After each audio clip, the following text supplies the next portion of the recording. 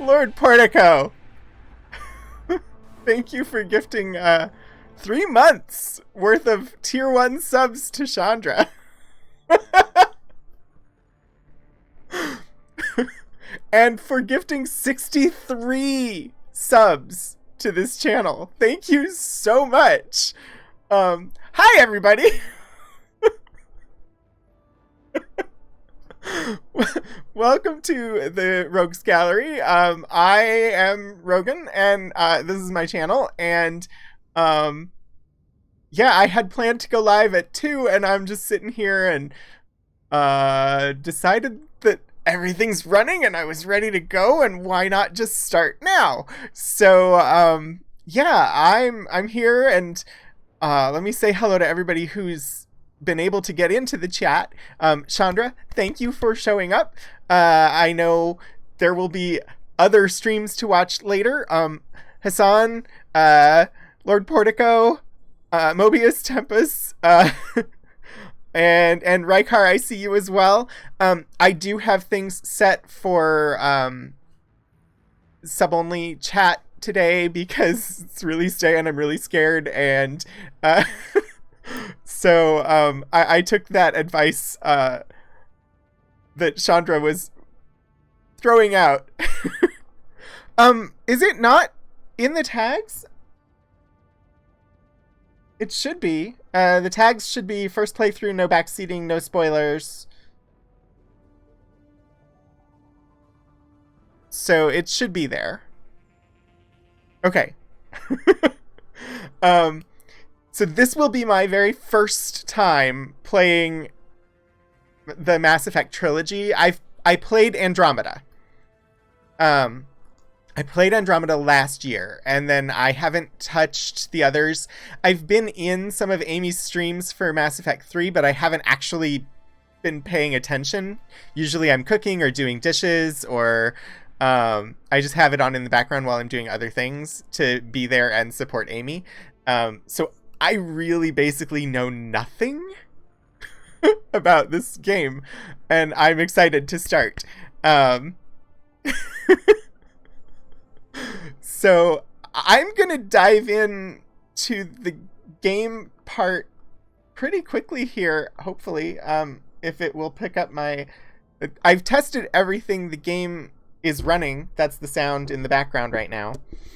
But I haven't tested my full screen to see if it's gonna catch it, so we'll try that. And it does! Yay!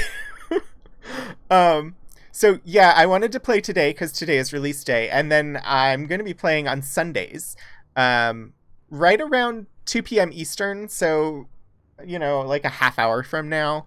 But on Sundays is when my regular play of this will be, if anybody cares to come back. Is it not? It's not seeing the game. Sorry. Why is it not seeing the game? Because it wants to be butts. No, you're right. It's not seeing the game. I don't know why I thought it was capturing the game. Doop-a-doop-a-doo. Let me poke at this. Well, what if I...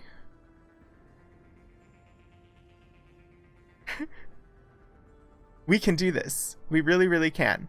Let me just poke for a minute and get it to catch the game.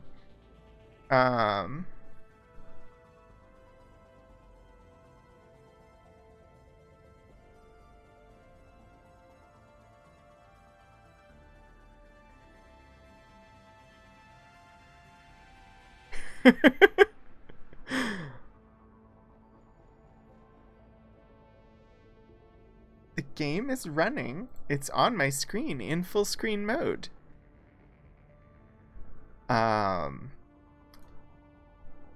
Let me just do a thing.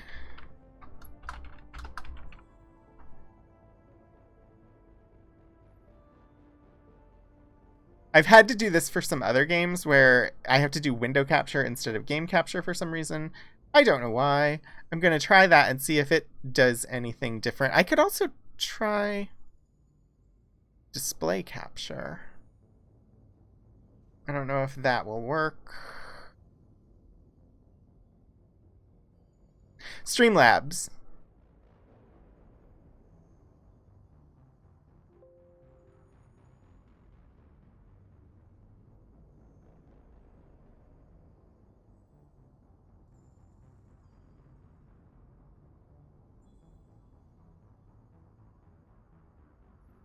All right. Can you all see the game now? Maybe it's because I'm still on the selector and not actually in the game. I suppose that could be... So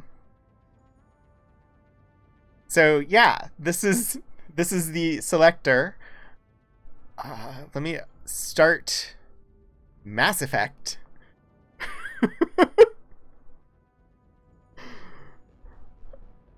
And I'm gonna try using keyboard and mouse. I have a controller next to me just in case, because I tend to like controller, but I'm getting more used to keyboard and mouse, so I'm gonna try it.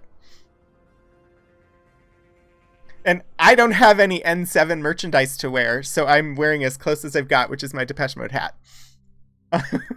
Now for the character creation minigame. You know, I wonder. Ooh, Alt-Tab kills everything. Oh, it's because it's screen. I want to see if now that I'm actually in Mass Effect, if the full screen game will actually capture it. And the answer is no. So we'll stick with display capture. I may play with that later. Start new career.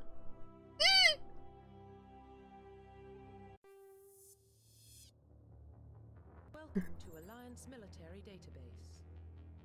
Classified information requested. Establishing secure connection. Secure connection confirmed.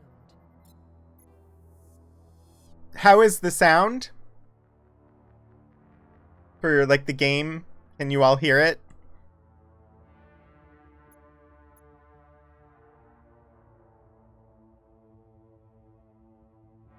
Game's a little quiet.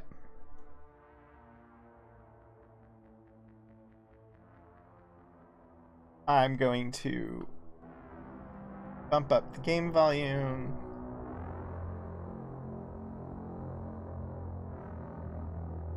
All right, let me know if that volume is okay. I turned up the desktop audio a bit, so hopefully that helps. Let me know. Well, I'm gonna do new ID. You can do custom and Please log in to access your profile. sounds better. Okay. Gonna use the same character name that I used for BattleTech, which is the name that I used for Mass Effect Andromeda, although that was Ryder. And as I mentioned on the BattleTech stream, this name was a random name generation from Star Trek Online for my first Romulan character, and I just like the first name.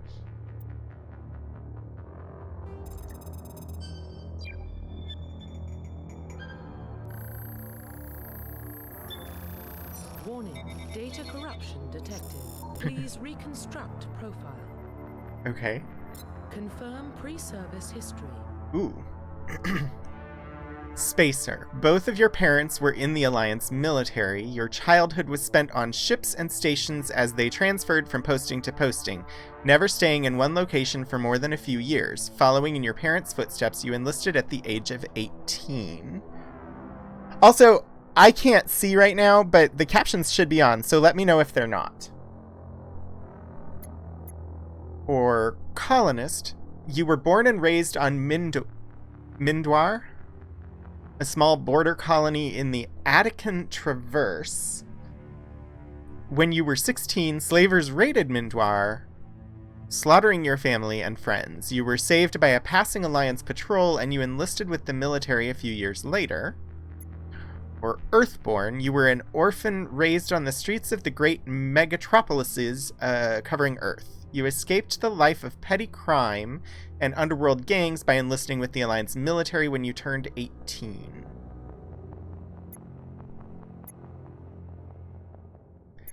I think I'm gonna go colonist. When you were 16, slavers raided, slaughtering your family and friends. Confirm psychological profile. Chandra, it will be for me too. I've only heard Shepard on Amy's streams, so I've only heard FemShep. Alright, Sole Survivor. During your service, a mission you were on went horribly wrong. Trapped in an extreme survival situation, you had to overcome physical torments and psychological stresses that would have broken most people. You survived while all those around you fell, and now you're alone, and now you alone are left to tell the tale. Or early in your military career, you found yourself facing an overwhelming enemy force.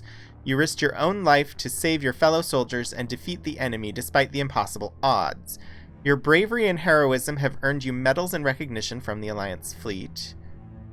Or throughout your military career, you have held fast to one basic rule: get the job done.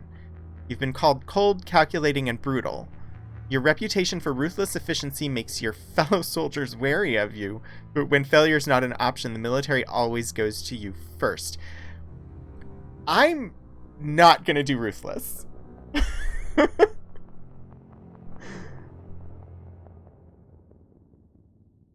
Always good to keep in mind that with Manshep, dialogue was stand-in that was just kept for...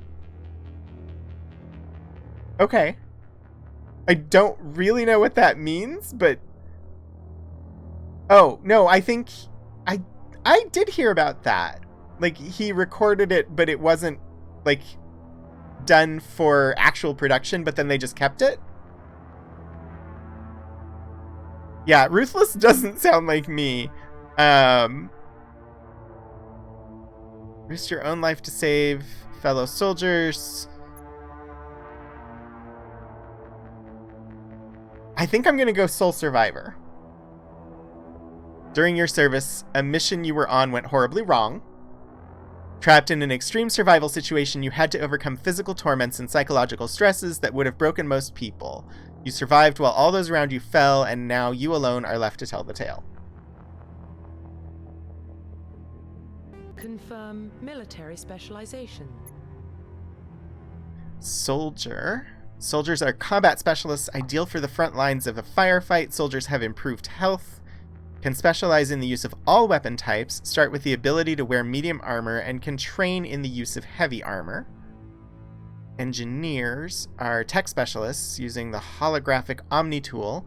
They can decrypt security systems, repair or modify technical equipment, disrupt energy weapons or shields, and heal their squad. Can only wear light armor and specialize in pistols. Adepts are biotic specialists, though through upgradable implants they can use biotic powers to lift or throw objects, shield the squad, and disable or destroy enemies. Can only wear light armor and specialize in pistols.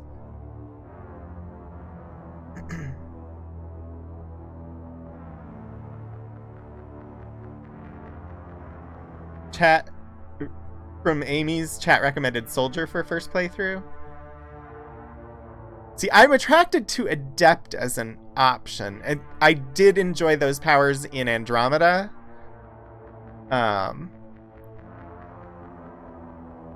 Infiltrators combine combat and tech abilities to specialize in killing or disabling enemies at long range.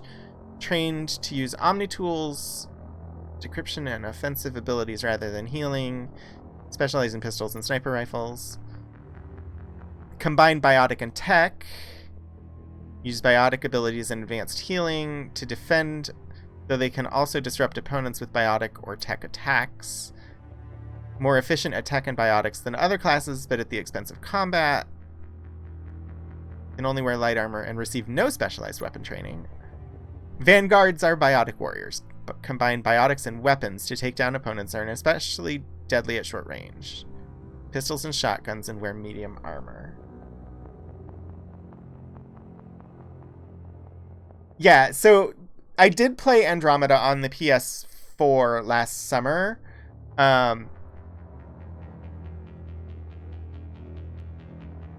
I feel like either Adept or Vanguard is going to be where I'll be the most comfortable.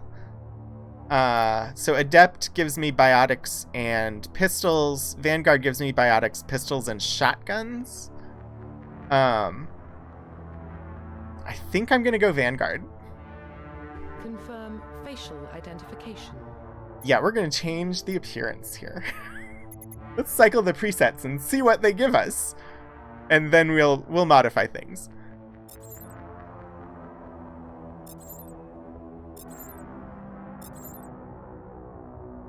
Yeah, Vanguard is Adept Soldier.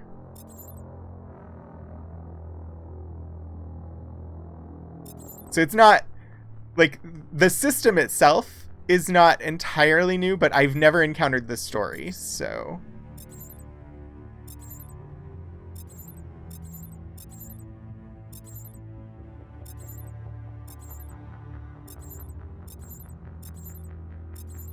I think I'm cycling through a second time now, aren't I? We'll start here. Facial structure seems okay. Skin tone, we're gonna go through these a little bit. That's very dark, which is the opposite of what I was hoping for. I'm trying to go light. Complexion. Well, there's not that many complexion options. Wrinkly or smooth. Middle's fine. Neck thickness? There's so many options! Which is not a bad thing. You can get a very, very thick neck. I think where it was fine.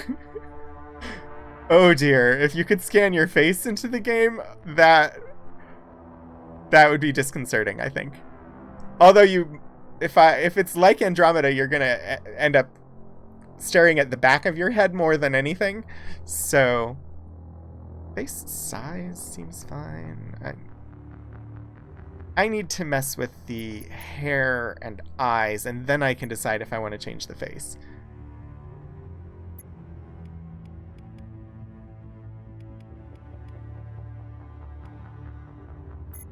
Can I rotate you? I can.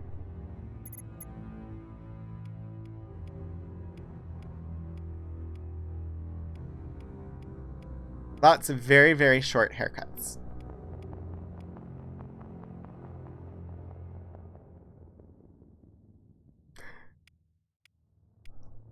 I somehow doubt that I would ever use my own face as a character's face in a game.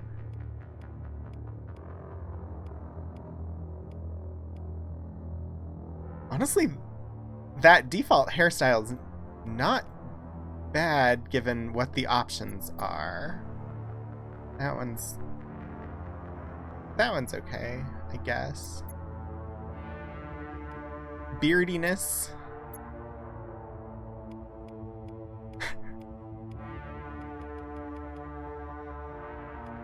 No beard. Could always go the Mirror Universe goatee. I think I'm probably just gonna go for some stubbliness. That one's okay. Brows. Honestly, those are fine. Hair color. So, while my channel has been the Rogues Gallery because of my screen name being Rogan27, Rogan actually means redheaded, and that we will be going for but purple's an option. I was gonna say we'll be going for red hair, but wow, purple is an option.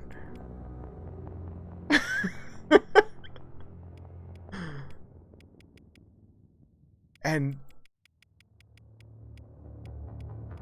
So the red options are very red. They don't really have like a natural orangey red hair as an option. There's a lovely pink and a spectacular purple. We may go purple. Yeah, give me long hair. Like, at least let me have something a little taller than this, like Ryder was allowed to have in the Andromeda game. Facial hair color, which can be different than the actual like hair color, which is nice, considering that apparently I have dyed hair if I'm going purple like this.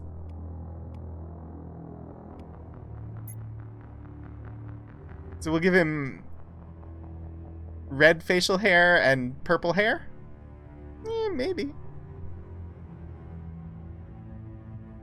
Oh, I didn't even notice that, Mobius. That is good. Oh, let's see.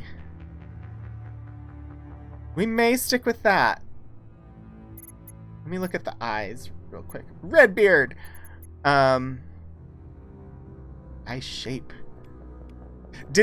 So here's a question for anybody who has either played or seen the original Mass Effect. Were the character creation options this extensive in the original, or is this part of the upgrade?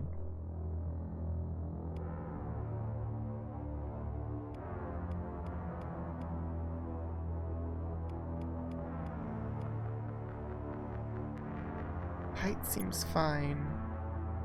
Width seems okay. Depth.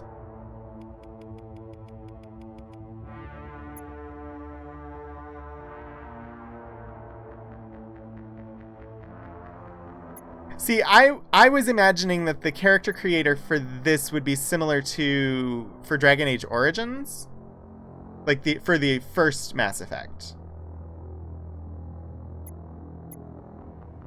Brow depth. That's good. Brow height. What? Melba! Thank you for the 100 bits, Melba! The return of the OG Flirty McHipleen. Ooh, brow height. I can take it down a bit. Very broody eyes if I go that low. That's a little too low, though. Let me go up a little bit here. Yeah, that's okay. Iris color! Oh, I can't do my two-tone eyes like from Andromeda? That's okay.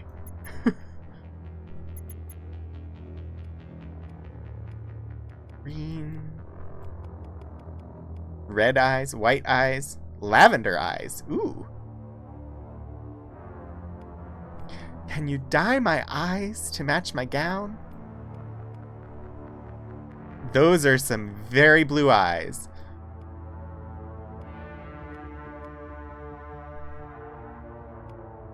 They gave me the option. We're going lavender. Squinty McEyebrows. Purple hair, lavender eyes, red facial hair. That's jaw. No. Yeah, we're gonna... That's fine. Honestly, the default face they gave me as far as facial shape was not bad at all. Yeah, chin width. Brings it in, takes it out. Okay. And jaw width. Yeah, we're gonna give you a jaw. That's not bad. Gene mods are canon. That doesn't give me too much away, but be careful of spoilers, please. Mouth. Mouth shape. And I apologize if you can hear the yard work that's apparently going on outside my apartment right now. I don't have control over that, and At least it's not a lawnmower going by anymore. That is true. They are in Andromeda.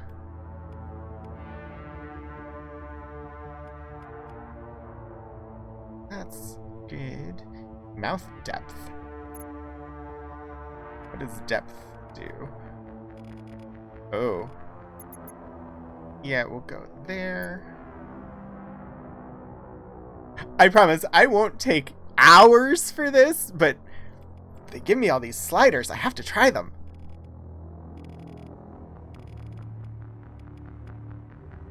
It's good.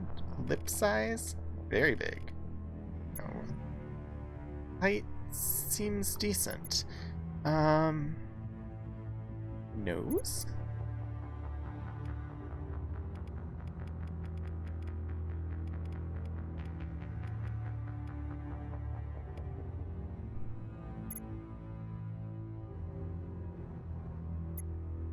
Character creation is half the fun.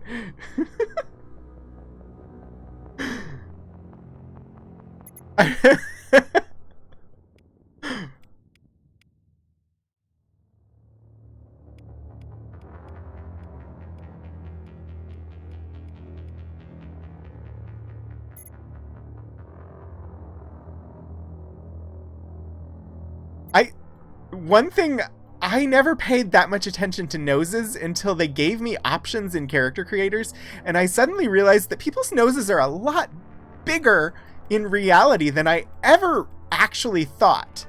And that while they looked enormous to me on the character creators, they were actually realistically sized.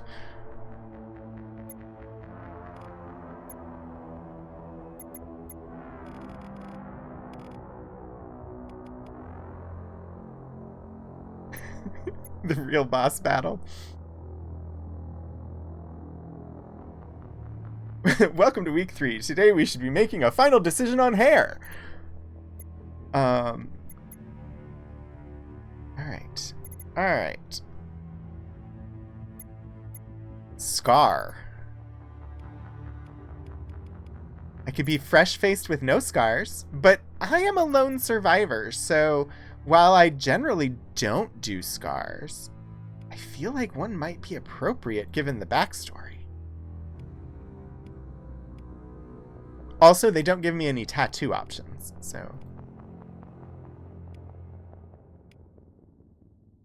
I could have just a small scar right above the eye that cuts into the eyebrow.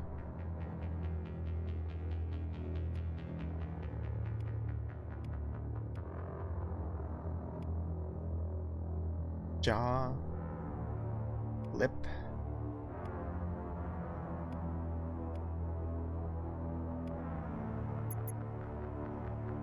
Ooh, that's a bit much.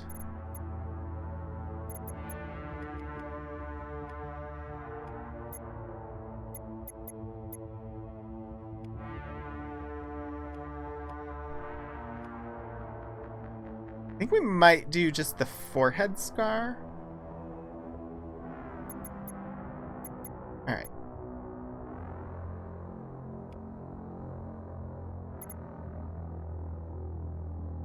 There we go. There's no ear adjustments. Interesting.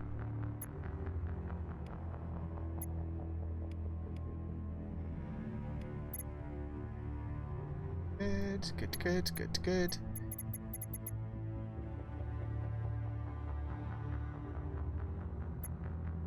Hair. Alright. Oh, ear adjustment is under facial structure? Oh, okay. I'm good with the general facial structure. I'm gonna cycle hairstyles again real quick. Right now we're on 2. Oh, ear size and orientation. Wow, I didn't even do this menu at all. I skipped out of it really quickly right after looking at neck thickness.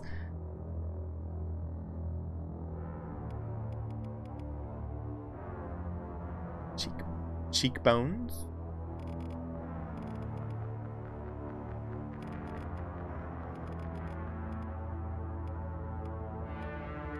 little bit of cheekiness. Ah, there's the ears. Bigger ears. Ears orientation.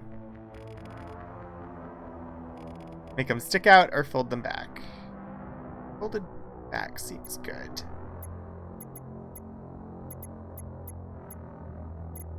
Okay. Right now we're on hairstyle 2.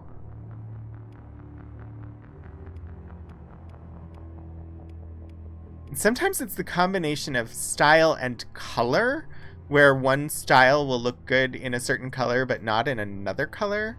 Yeah, we're gonna stick with what we were at. Brow is good. Hair color, facial color, I think. Is this gonna be Shepard?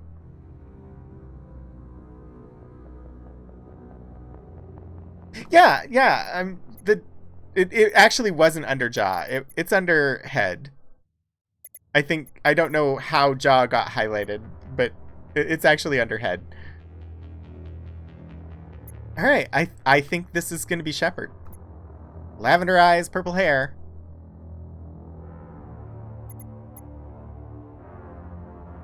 Finalize? Profile reconstruction complete. Aokon Shepard, colonist, sole survivor, Vanguard. Except, once you confirm your character is complete, you will be unable to change any settings. Confirm. Identification confirmed. Ooh, combat difficulty. I'll start at normal and I will drop it down if I have to. I managed to do Andromeda on normal difficulty, so hopefully this works for me. Auto level up off. Level scaling.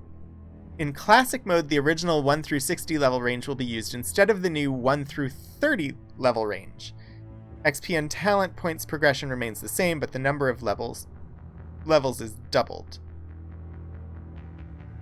I'm probably just going to leave things at the default for now, and the default here is legendary modes, so unless... Should I do classic mode? Classic mode implies how it was before. Legendary mode implies the improved version that they've made for this game, but I don't know if they made that assuming you've played before, to make it mesh with the other games. Okay, I'm going to leave it on the default that they gave me. Squad power usage defensive. Okay, starting that for now. Subtitles on, autosave on, enable tutorials. Yes, please. Okay. Does this mean we're starting? Well, what about Shepard? He grew up in the colonies. He knows how tough life can be out there. I think it was defensive or offensive. I didn't look, Chandra. He saw his whole unit die on a cruise. He could have some serious emotional scars. Every soldier has scars. Shepard's a survivor. Is that the kind of person we want protecting the galaxy? That's the only kind of person who can protect the galaxy. I'll make the call. I recognize those voices. In the year 2148, explorers on Mars discovered the remains of an ancient spacefaring civilization. In the decades that followed, these mysterious artifacts revealed startling new technologies, enabling travel to the furthest stars. The basis for this incredible technology was a force that controlled the very fabric of space and time.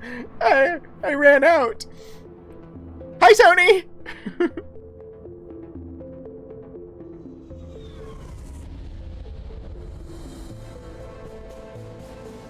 Arcturus Prime relay is in range. Initiating transmission sequence. Commander?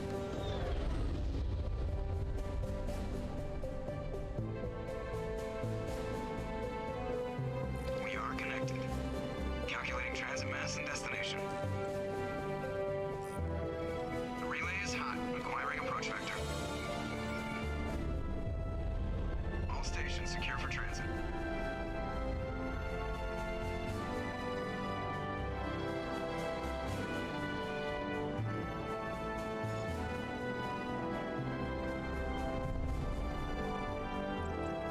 the screen. Approach run has begun.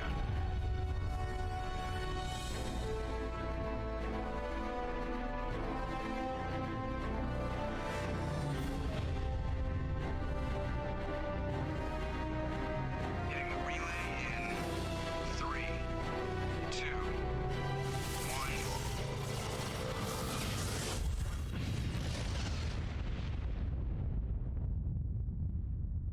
Thrusters, check. Navigation, check.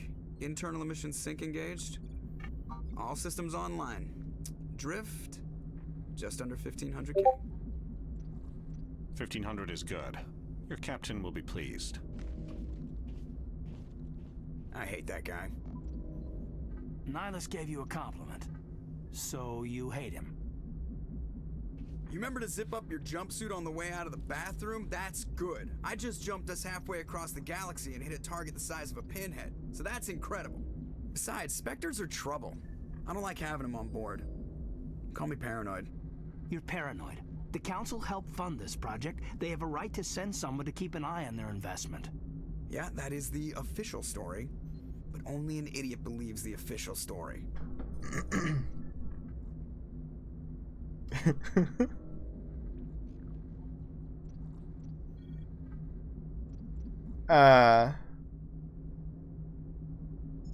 I'm uncertain whether I can adjust music and dialogue at this point. I will try.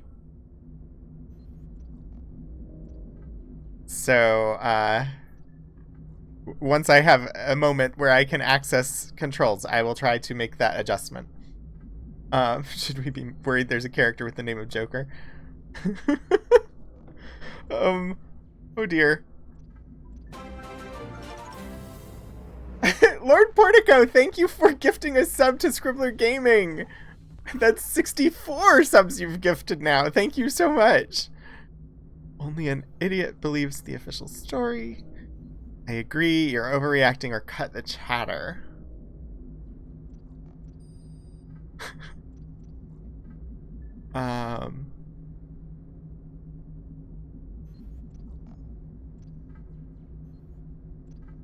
Oh dear. Why would this choice be difficult so quickly? Alright. At the moment... Oh, I'm gonna tell him to cut the chatter. That's enough. You're soldiers. Act like it. Sorry, Commander.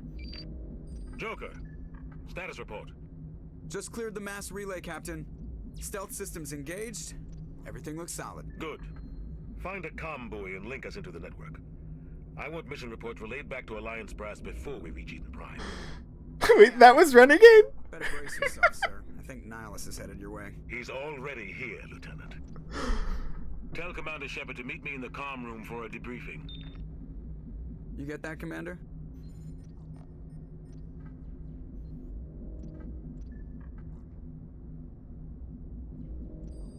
I heard. On my way. Is it me or does the captain always sound a little pissed off? Only when he's talking to you, Joker. Press escape to open the journal to view your updated mission objectives. Well, I'm also going in there to look at options. Sound. Let's bump the music volume down to 70. Leave the dialogue and sound effects alone for now.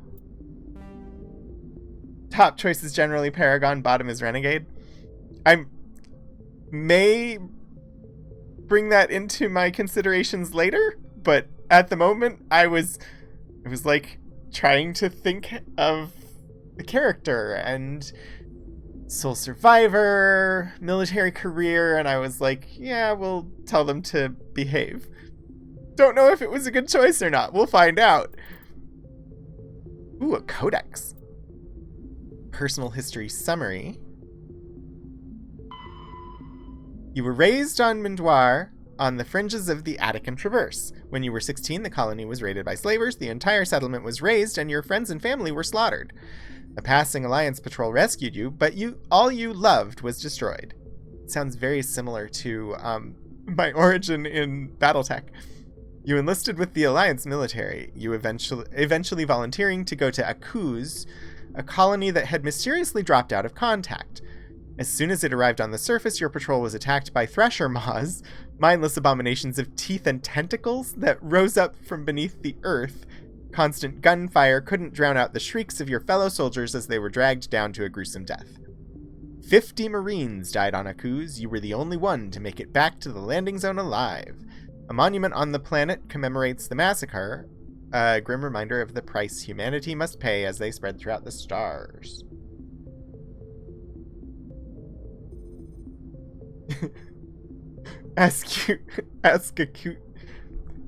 Wow, I can't pronounce that. Askactusry. Askactusry. Okay. I've not tried to read that before when it was written down. Humanity and the Systems Alliance. 2069, Armstrong Outpost at Shackleton Crater becomes the first human settlement on Luna. It is formally founded on July 24, the 100th anniversary of the first lunar landing. 2103, Lowell City in Eos Cosma becomes the first human settlement on Mars. 2137, Elbfell Ashland Energy Corporation demonstrates helium-3 fuel extraction from the atmosphere of Saturn. 2142, construction of Gagarin Station, Jump 0, begins beyond the orbit of Pluto. 2148, prospectors discover the Prothean ruins at Promethei Planum on Mars. 2149, translation of Prothean data leads scientists to the Charon Mass Relay. Systems Alliance founded to coordinate exploration and colonization of extrasolar worlds. 2151, a shipping accident at Singapore International Spaceport exposes downwind communities to containers of dust form element 0. Alliance begins construction of Arcturus Station. 2152, roughly 30% of the children born in Singapore after element 0 exposure suffer from cancerous growths. Systems Alliance begins settlement of Earth's first extrasolar colony world, the planet Demeter. 2154, Commander Shepard born. Ooh, I was born in 2154. 2155, Systems Alliance occupies completed portions of Arcturus Station as a headquarters. 2156, some children of Singapore exhibit minor telekinetic abilities. 2157, Turians encounter human explorers. First Contact War. Occupation and liberation of the human colony of Shanxi. 2158, humans learn potential of biotics. An international effort to track element 0 exposures begins. Roughly 10% of exposed children show some level of biotic ability. 2160, Systems Alliance Parliament formed. 2165, humans establish embassy on Citadel. 2170, Batarian slavers attack the Alliance colony of Mindoir. 2176, Skyllian Blitz. Pirates and slavers attacked Elysium, the human capital in the Skyllian Verge. Skyllian? I'm not sure. 2177, Thresher Maws devour the Alliance colony of Akuz. 2178, in retaliation for the Skyllian Blitz, an Alliance fleet wipes out an army of slavers on the moon of Torfan. And it is currently 2183. 2069. Nice. Was that in there? Did I skip past that without saying nice? I did.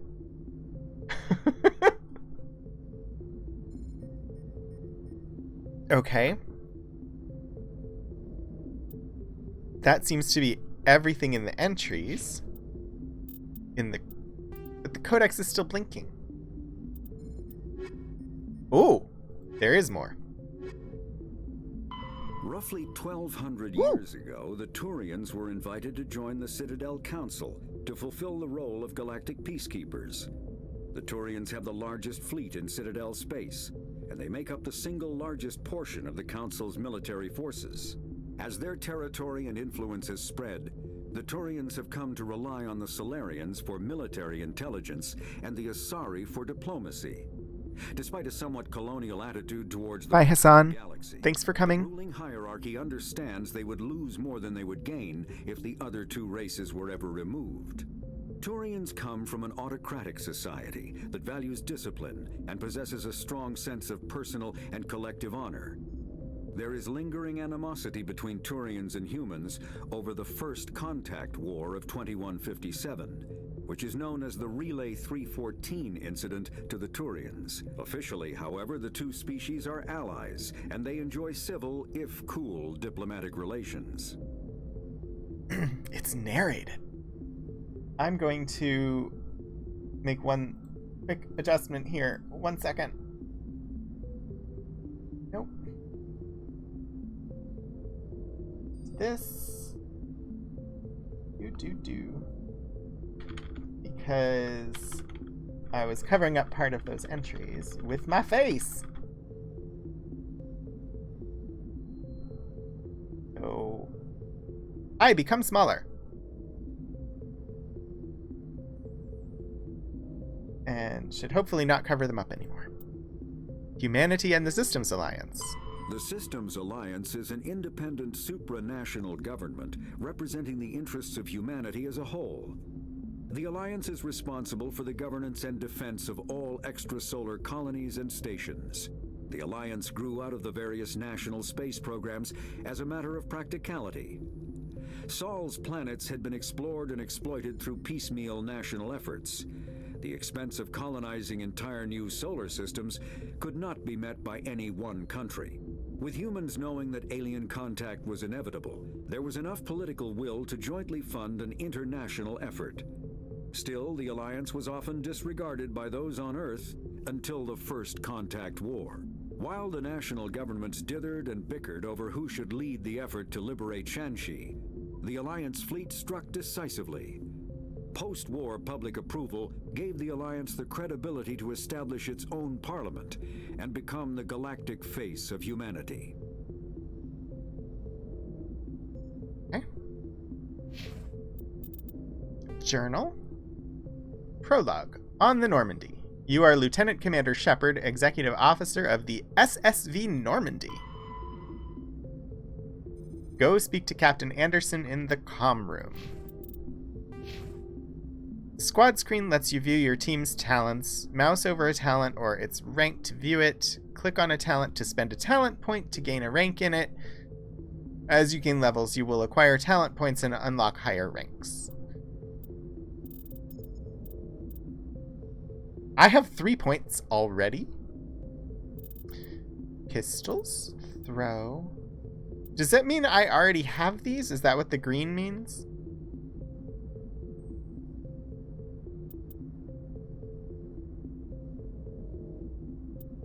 Throw. Throws enemies away from the caster with a force of 600 newtons. Hi, Raining Roo. Thanks. Warp. Inflicts 6 damage to the target every second and lowers the target's damage protection by 50%.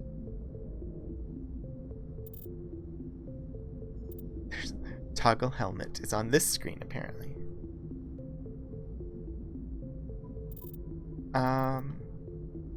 So I can assign 3 points. Ooh, Vanguard. Increase biotic protection by 6%, increase pistol and shotgun damage by 5%. Charm. Intimidate. Well, I'm gonna spend a point in Charm. Assault training. Weapon damage by 1. That seems a decent enough start with my 3 points they gave me.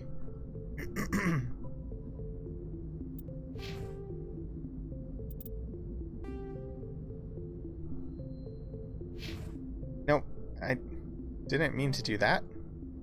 Drag map is left button. Alright. I've already forgotten where I'm supposed to go. The comm room. Okay, should be just down the hall. Equipment screen allows you to equip and upgrade gear. Filter tab to switch item types. Select an item and click the equip button. The Omnigel button to break down into Omnigel. Apparently I have a Lancer 1. Han Kadar. Rifle. Shotgun. Pistol. I'm sure they will tell me how to use those things when it comes time to do so. You've never gone through the Codex, Raining Rue? I've only ever played Andromeda, and I did go through the Codex, which is not normally my style, but I enjoyed it a lot. No. No. How do I... No. How do I put the gun away? I wanted to talk. Ooh. Okay. Figured that out. How do I talk to him? If it's not... Talk? You probably don't want to keep the captain waiting, Commander. I figured it out. I figured it out. Apparently it's his spacebar to talk. The captain's waiting for you in the comm room, Commander. Well, spacebar worked. So, left mouse did not work. Left mouse is gun. H let me holster the gun. I'm telling you, I just saw him. He marched by like he was on a mission. Spectres are always on a mission. We're getting dragged right along with him. Relax, Presley. You're gonna give yourself an ulcer.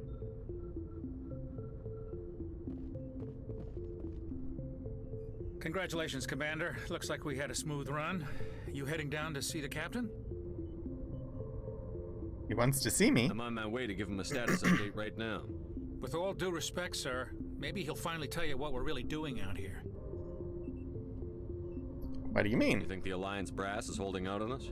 If all we're supposed to do is test out the stealth system, why is Captain Anderson in charge? And then there's Nihilus. Spectres are elite operatives, top covert agents. Why send a Spectre, a Turian Spectre, on a shakedown run? It doesn't add up. Always click a left option as it opens up more questions. Ooh. Stealth systems? Captain, Turian Spectre. Stealth systems. What do you know about the stealth systems? I just know it masks our location from scans and sensors. Cutting-edge technology. The Normandy's the only ship with this prototype drive. But why are we fully staffed? A skeleton crew would be cheaper, less chance of security leaks too. Plus there's Nihilus. It's pretty obvious this shakedown run is just a cover. A cover? Damned if I know, Commander. We're out here on false pretenses. I'm not a fan of being left in the dark. Was there another option under there? Systems? I just know it masks our location from scans and sensors. Cutting-edge technology. The Normandy's the only ship with this prototype drive. But why are we fully staffed? A skeleton crew would be cheaper, less chance of security leaks too. Plus there's Nihilus. It's pretty obvious this shakedown run is just a cover. Oh. The other option was you're wrong. I'm not gonna do you're wrong. Do you have a problem with the captain? No, sir. But I can't figure out what he's doing here. Captain Anderson is one of the most decorated Special Forces officers in the service. If he melted down all his medals, he could make a life-size statue of himself. You don't send a soldier like that on a do-nothing mission. He's treating this shakedown run too seriously. Something big is going on. You don't trust Nihilus? I don't like Turians in general. It runs in my family. My grandfather fought in the First Contact War. Lost a lot of friends when the Turians hit us. That was long ago. That was 30 years ago. You can't blame Nihilus for that. No, I guess not. But it still makes me nervous to have a Spectre on board. Especially a Turian. We're an Alliance vessel, human military, but Nihilus doesn't answer to the captain like the rest of us. Spectres operate outside the normal chain of command. And they don't come along just to observe shakedown runs. Nihilus looks like he's expecting some heavy action. I don't like it. I'll look into it. I'll see if I can get some answers when I see him. Good luck, Commander. It's so pretty. Look at it. Look at the map.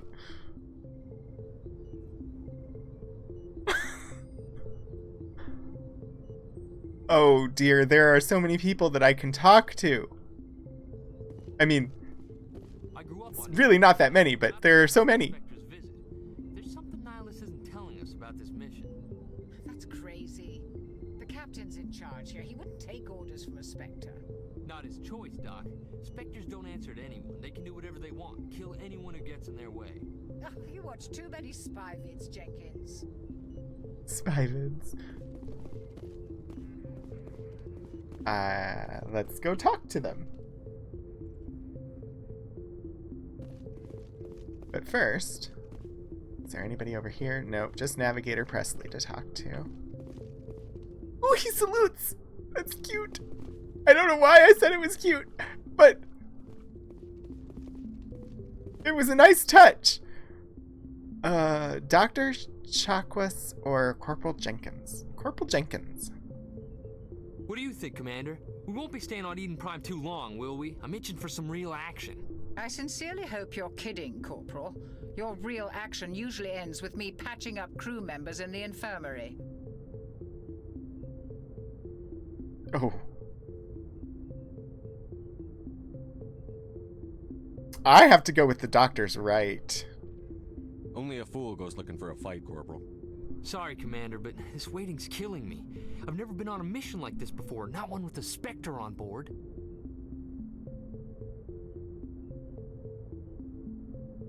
Investigate. Nihilus. What can you tell me about Nihilus? Turians are generally well respected by the other species. Their fleet has more patrols protecting Citadel space than any other. They don't always get on well with us, though. Some people find them too rigid. Others still blame them for the First Contact War. As for Nihilus, I haven't said more than 2 words to him. He usually only speaks to the captain. I heard Nihilus once took down an entire enemy platoon all by himself. Man, I can't believe I'm on a mission with an actual Spectre.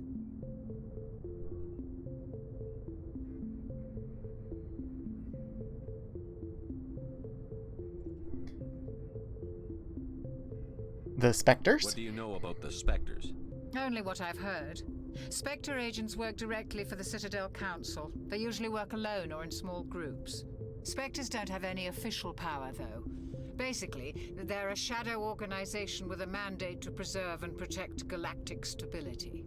Protect it at any cost. Don't forget that part. Spectres operate above the law. So I'm very, very curious about how all of this would play out if I wasn't talking to people along the way to my objective. If I went straight for the objective, would I miss out on all of this background information? Oh, I can see that, Mobius. I mean, I know how to play an RPG game, so I know that you do everything before you do the actual objective. You never go straight to the stated objective. You always do side quests first. But if I didn't know that and I went straight for the objective, I would miss all of this wonderful dialogue. You're from Eden Prime, aren't you, Jenkins? What's it like? It's very peaceful, Commander. They've been real careful with development, so you don't have any city noise or pollution. My parents lived on the outskirts of the colony. At night, I used to climb this big hill and stare across the fields back at the lights from the main settlement. It was gorgeous. But when I got older, I realized it was a little too calm and quiet for me.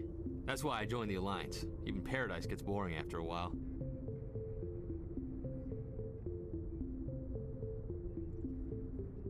Why are we going there? Why Eden Prime was chosen as our destination? Not really sure, Commander. Eden Prime is one of our most stable colonies. Good place to take the Normandy for a shakedown run, I guess. No real danger there. There's gotta be something else going on. We've got a Spectre on board. That's why I'm so wound up. I can't wait for the real mission to start.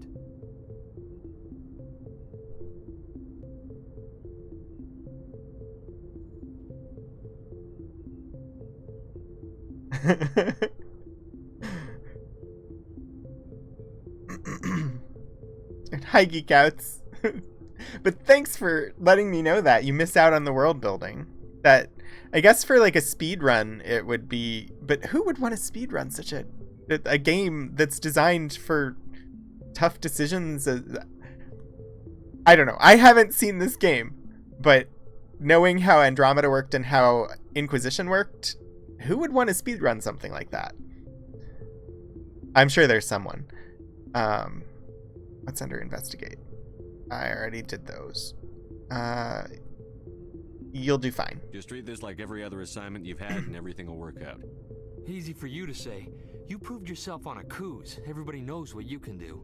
This is my big chance. I need to show the brass what I can do. I missed like the emotion indicators that were in Andromeda that would tell you like this is the logical choice and this is the like emotion choice or like the heart choice and this is the... I liked those. 5th or 6th run through maybe. Yeah, true. I still don't think that I'd be able to do it though.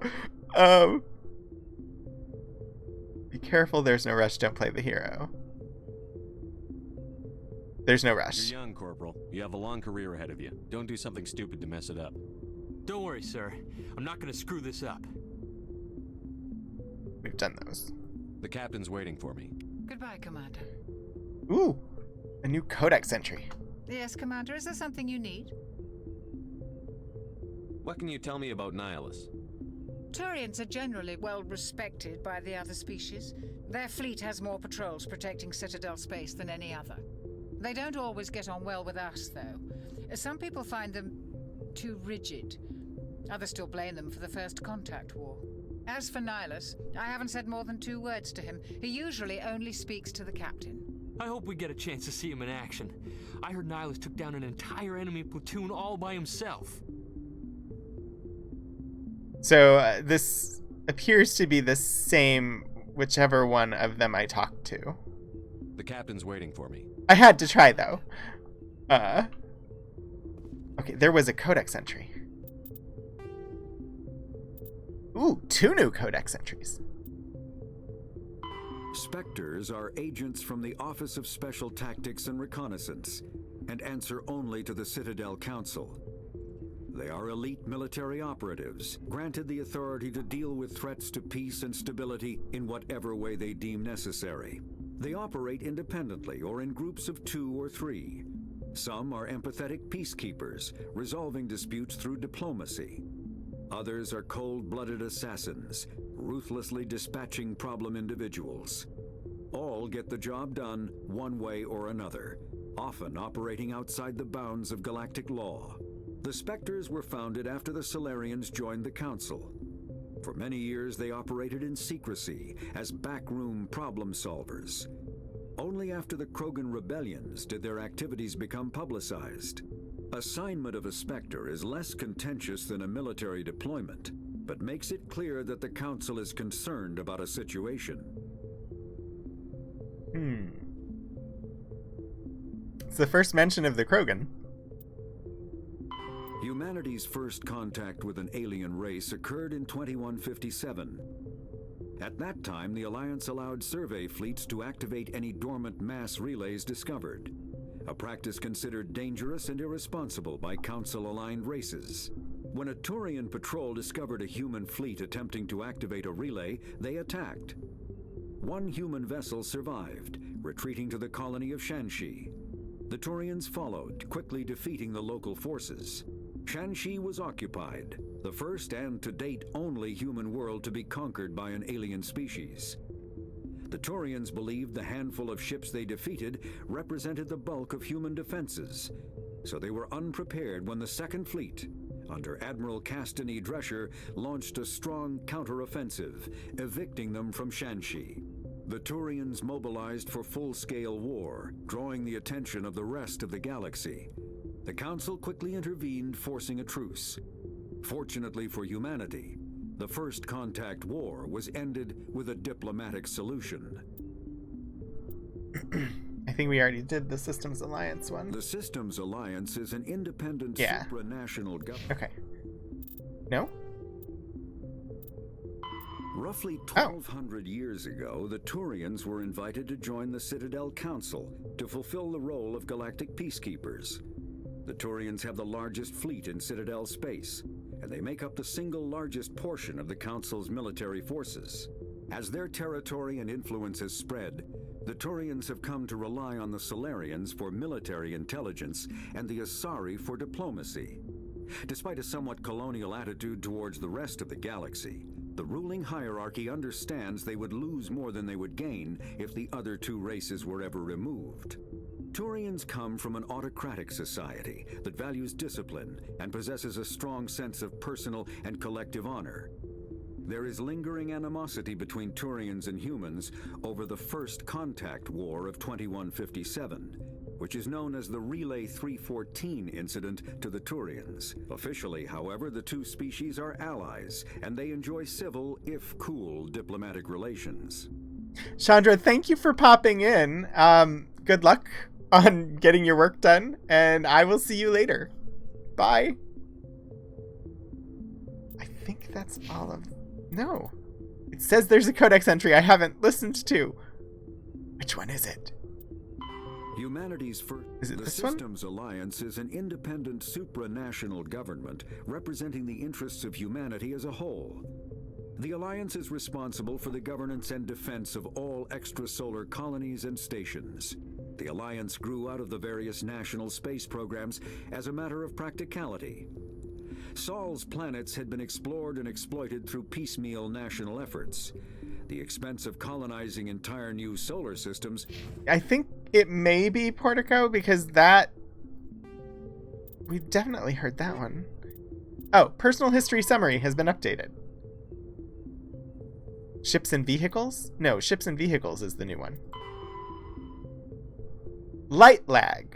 Prevents sensing in real time at great distances. A ship firing its thrusters at the Charon relay can be easily detected from Earth, 5.75 light hours, 6 billion kilometers away. But Earth will only see the event 5 hours and 45 minutes after it occurs, due to the light speed limit. Defenders can't see enemies coming until they have already arrived. Because there is FTL travel and communications, but no FTL sensors, frigates are crucial for scouting and picket duties. Passive sensors are used for long-range detection, while active sensors obtain short-range, high-quality targeting data. Passive sensors include visual, thermographic, and radio detectors that watch and listen for objects in space. A powered ship emits a great deal of energy. The heat of the life support systems, the radiation given off by power plants and electrical equipment, the exhaust of the thrusters. Starships stand out plainly against the near absolute zero background of space. Passive sensors can be used during FTL travel, but incoming data is significantly distorted by the effects of the mass effect envelope and Doppler shift. Active sensors are radars and high-resolution LADARs, laser detection and ranging, that emit a ping of energy and listen for return signals. LADARs have a narrower field than radar, but LADAR resolution allows images of detected objects to be assembled. Active sensors are useless when a ship is moving at FTL speeds. I will not remember any of that if it's important. They'll have to bring it back to me. If it's flashing, you did not read it. Okay.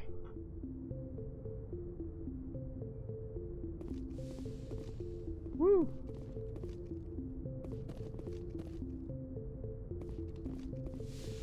Nihilus. I should learn to walk. I'm very hesitant at the moment. Oh, I didn't even have to press talk. Shepard, I was hoping you'd get here first. It will give us a chance to talk. Where's Captain Anderson? The captain said he'd meet me here. He's on his way. I'm interested in this world we're going to, Eden Prime. I've heard it's quite beautiful.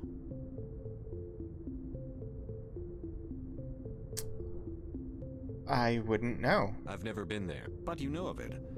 It's become something of a symbol for your people, hasn't it? Proof that humanity can not only establish colonies across the galaxy, but also protect them. But how safe is it, really? Why are you asking? Do you know something? Your people are still newcomers, Shepard. The galaxy can be a very dangerous place. Is the Alliance truly ready for this? I think it's about time we told the commander what's really going on. This mission is far more than a simple shakedown run. I have to go with that's obvious. I already figured that out. We're making a covert pickup on Eden Prime. That's why we needed the stealth systems operational. Why the secrecy? There must be a reason you didn't tell me about this, sir. This comes down from the top, Commander. Information strictly on a need-to-know basis. A research team on Eden Prime unearthed some kind of beacon during an excavation. It was Prothean. Prothean? I thought the Protheans vanished 50,000 years ago. Their legacy still remains. The mass relays, the Citadel, our ship drives. It's all based on Prothean technology. This is big, Shepard. The last time humanity made a discovery like this, it jumped our technology forward 200 years. But Eden Prime doesn't have the facilities to handle something like this. We need to bring the beacon back to the Citadel for proper study. Obviously, this goes beyond mere human interests, Commander. This discovery could affect every species in Council space. Why did we tell the Council? Why didn't we keep the beacon for ourselves?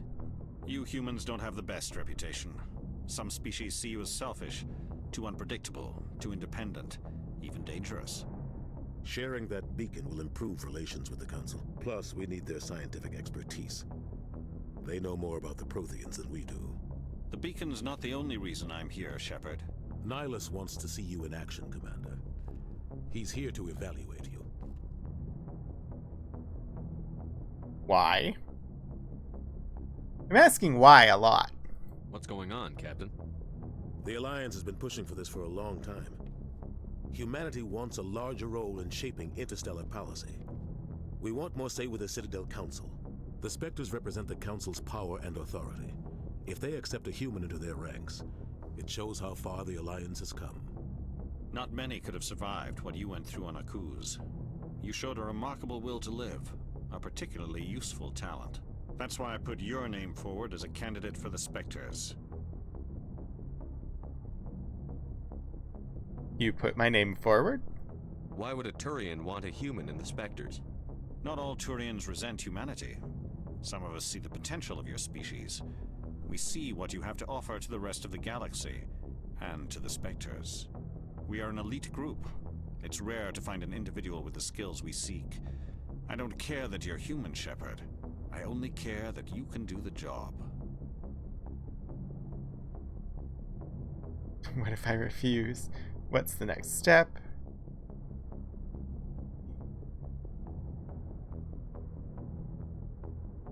I'm going with what's the next step. I keep taking the middle of the road. If these are the different options, I don't remember the names of them that you all told me. Paragon and Renegade? I keep going in between them, to the middle. Just tell me what I have to do. I need to see your skills for myself, Commander. Eden Prime will be the first of several missions together. You'll be in charge of the ground team. Secure the beacon and get it onto the ship ASAP. Nihilus will accompany you to observe the mission. Investigate. Ask about the Protheans. What do you know about the Protheans? Just what they taught us in school. They were a technologically advanced species that ruled the galaxy 50,000 years ago. Then they vanished. Nobody really knows how or why, though I've heard plenty of theories. But everyone agrees, galactic civilization wouldn't exist without them. Their citadel is the very heart of galactic society, and without their mass relays, interstellar travel would be impossible. We all owe the Protheans a great debt. Oh, really? Important ones that'll be blue or red? That is good to know. I'd like to know more about Eden Prime before we touch down. It's a peaceful farming world, but it represents something much bigger. Eden Prime is one of our oldest and most successful colonies. It proved we were ready to face the challenges of settling new worlds, to forge a place for humanity beyond Earth. It symbolizes humanity's growth and evolution as a spacefaring species. And after this, it will be known as the world where humans made a discovery of galactic importance. Why is this beacon so important? All advanced galactic civilization is based on Prothean technology, even yours. If we hadn't discovered those Prothean ruins buried on Mars, we'd still be stuck on Earth. That was just a small data cache. Who knows what we can learn from this beacon? What if it's a weapons archive? We can't let it fall into the wrong hands. Wrong hands? Like who? The Attican Traverse isn't the most stable sector of Citadel space. There are plenty of raiders and criminal groups active in the region. They might figure a Prothean beacon is worth the risk of attacking an Alliance ship. Plus, Eden Prime is right on the border of the Terminus systems. The the Terminus systems? The Attican Traverse is under Citadel protection. If the Terminus systems attack, it's an act of war. Technically, yes. But some of the species in the Terminus might be willing to start a war over this. The last thing the Council wants is to get dragged into a major conflict with the Terminus systems. We have to keep this low-key.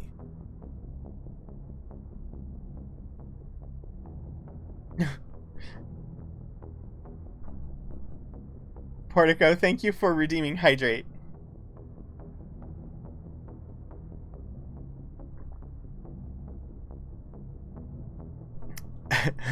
Eden Prime. Alright, I'm ready to go. Just give the word, Captain. We should be getting close to Eden. Captain, we got a problem. What's wrong, Joker? Transmission from Eden Prime, sir. You better see this. Uh-oh. Bring it up on screen.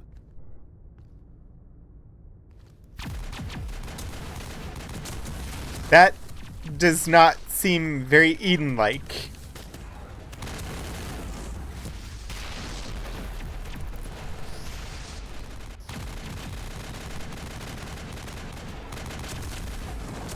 We are under attack, taking heavy casualties. I repeat, heavy casualties.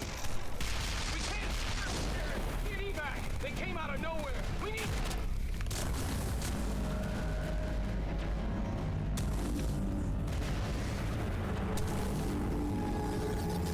What is that?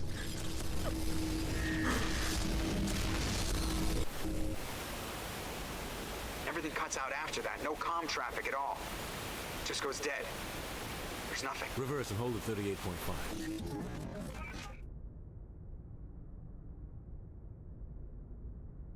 It looks like a big hand. 17 minutes out, Captain. No other Alliance ships in the area. Take us in, Joker, fast and quiet. This mission just got a lot more complicated. A small strike team can move quickly, without drawing attention. It's our best chance to secure the beacon. Grab your gear and meet us in the cargo hold. Tell Alenko and Jenkins to suit up. You're going in. Geekouts, thank you for the subscription. Welcome back for your 3rd month. Changing stealth systems.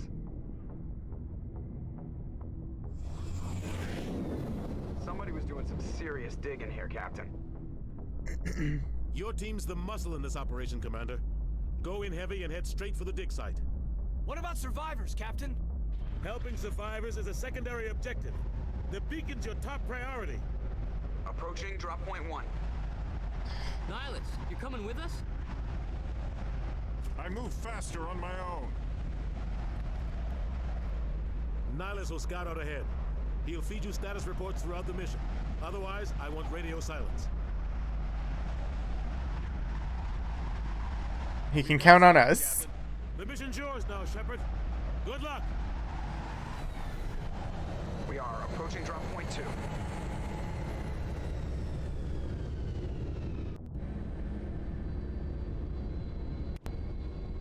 Ship perimeter secured, Commander. Alright. This seems like a good place to save.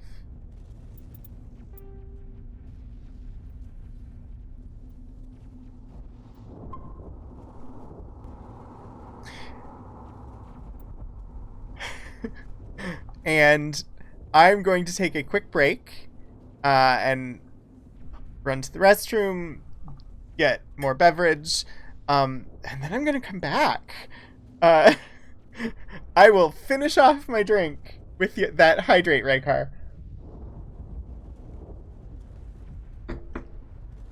So I am going to switch this over to the Be Right Back, and I will be right back. So far, it's starting off really good. So if you want to hang out for a few minutes, I will be right back. Thank you, everybody, for coming by. I have a number here that will let me switch to the Be Right Back screen.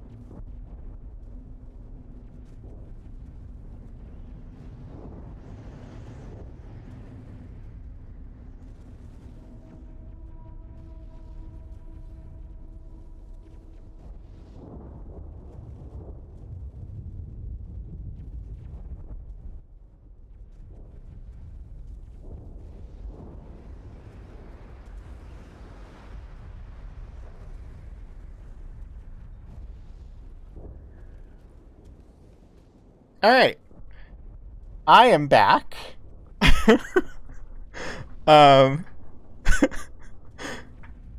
And yes, there were shenanigans that happened during the break on my end, but I'm ready to dive back in and continue my first ever playthrough of Mass Effect. So, my plan today is to go for about another 2 hours, and then see who's on and raid over to whoever's on. It looks to me like we have new codex entries, a new journal entry, and some stuff to do in squad. So even though we just put our feet on the ground, Lord Fortico, thank you for the 1,000 bits of Shanann feedback. I mean, I didn't really have an option, did I? I feel like I absolutely had to pop in over on Eric's stream and throw 1,000 bits at him because he was starting again. That's kind of my MO. Anyway. Yeah, I had no choice.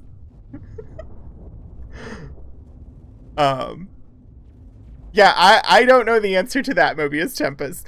I would just go over there, but anything I watch over there today will be spoilers for me, and so I'm just going to keep playing, because I don't want to put it down. I want to keep playing. Ooh, we've got new entries on aliens, extinct races, and planets and locations, but nothing new in secondaries, so that is good. 50,000 years ago, the Protheans were the only spacefaring species in the galaxy. They vanished in a swift galactic extinction. Only the legacy of their empire remains.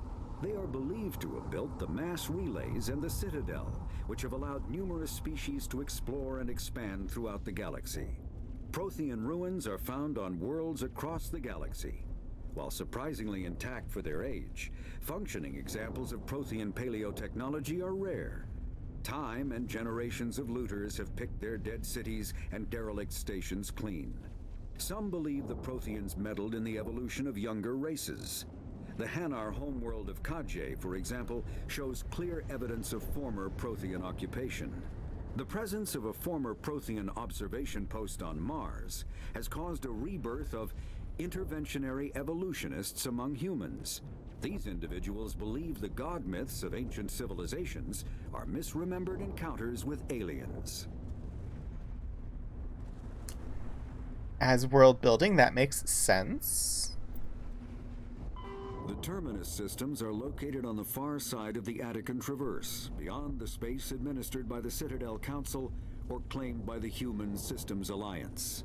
It is populated by a loose affiliation of minor species, united only in their refusal to acknowledge the political authority of the Council or adhere to the Citadel conventions. Their independence comes at a price. The Terminus is fraught with conflict. War among the various species is common, as governments and dictators constantly rise and fall. The region is a haven for illegal activities, particularly piracy and the slave trade. At least once a year, a fleet from the Terminus invades the nearby Attican Traverse. These attacks are typically small raids against poorly defended colonies. The Council rarely retaliates, as sending patrols into the Terminus systems could unify the disparate species against their common foe, triggering a long and costly war.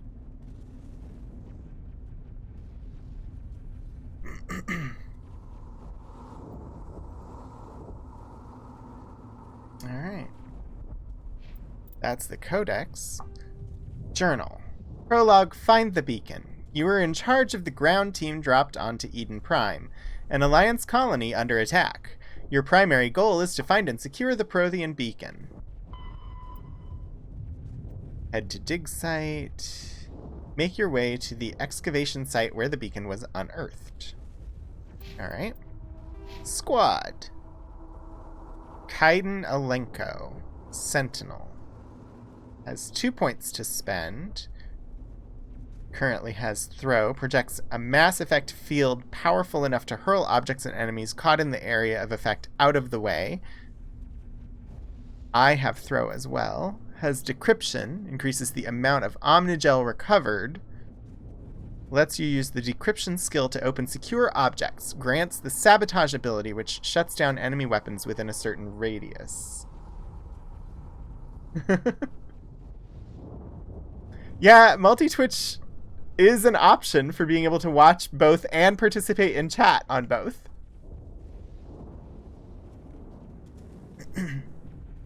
I'm not sure how well you'll be able to keep up with what's going on in each one, but I do appreciate you working to continue. Also, thank you, Scribbler, for redeeming a stretch. Hopefully you didn't hear it, but my shoulders popped when I stretched. So, you know, I think we might spend a point in first aid for Kaidan. That seems useful. Deploys Metagel to all wounded squad members, restoring their health. Having a squad member that does first aid seems useful.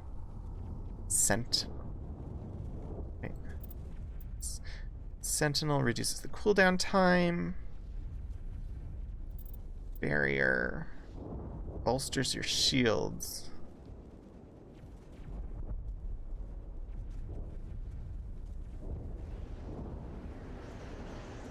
I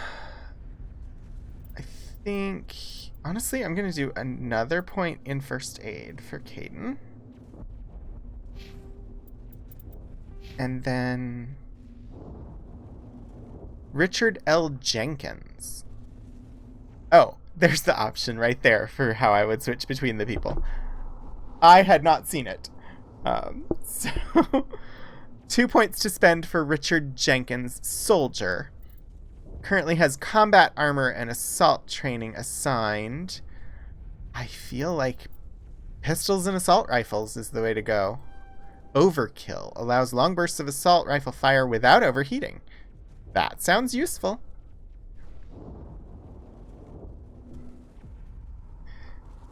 All right. I think I've delayed as much as I can. Ooh, there's a map. I haven't delayed as much as I can. I'm down here. Looks like I go up around to the left, around to the right, and that's where the dig site is, which is where we're headed. Okay. I think I have to actually start navigating through the map. But it's so pretty. I can just look around, right? It's not a timed mission, is it? Ooh, I can talk to them. Oh God, what happened here? Smells like smoke and death. Oh boy.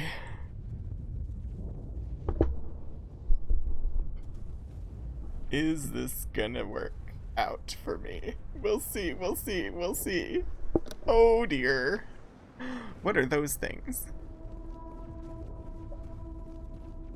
Are they friendly or are they a hazard? I'm gonna keep to shelter. Don't worry, they're harmless. They're harmless? Really? I'm not sure I believe you. Is that a lake? Is that water or an oil of some type? Ooh. It splashes like water.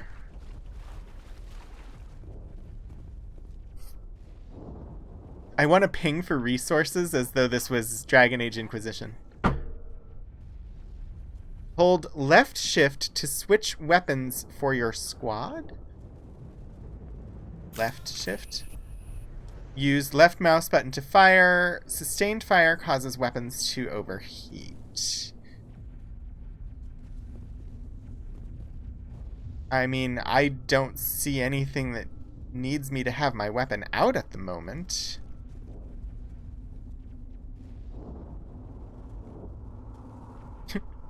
Well, I like the auto shelter. I don't know. Ah, okay. That's good.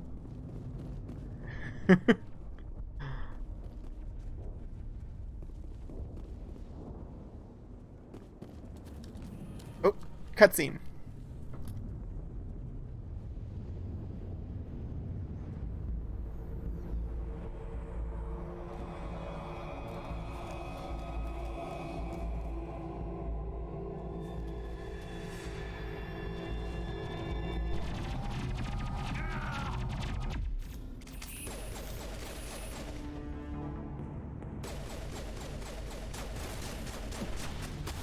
Apparently, things to shoot at. Right mouse button to aim.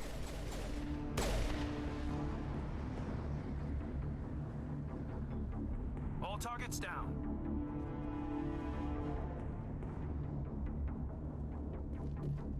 Well, that told me how to shoot, but not how to use my biotics. Also, where is my other party member?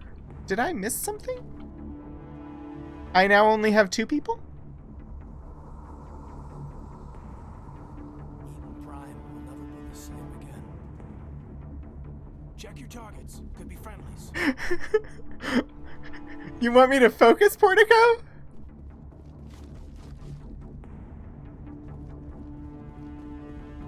Oh, there he is. Why is he out there? Why did he go? Arrgh.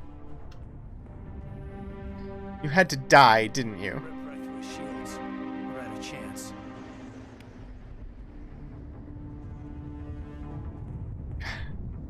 Ah! We were told to leave bystanders alone and to get to the target.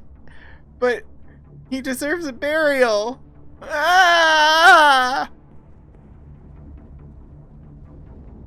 Alright, we have to leave him for now. Sometimes Marines die.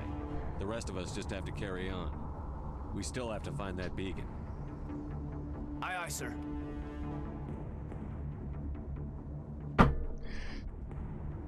Oh dear, oh dear, oh dear. Alright, I guess I'm a team of 2 now.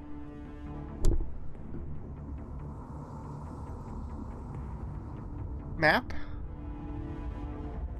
I should be going this way? Is that right? Yes. Okay. I mean, apparently that is not right. According to the map, it seemed like it was. Focus, focus. You want me to have focus. Metagel is needed to heal injured squad members. Omnigel can be used to bypass decryption and electronics. Both can be acquired by defeating enemies and opening containers. But how do I use my biotics? Press V.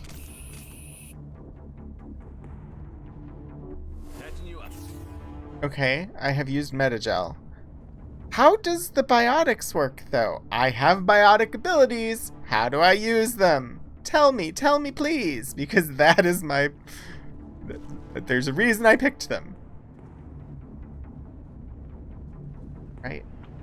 How do I get out from behind cover? Thank you. Hold the right mouse button and move. Oh. Warp. Row.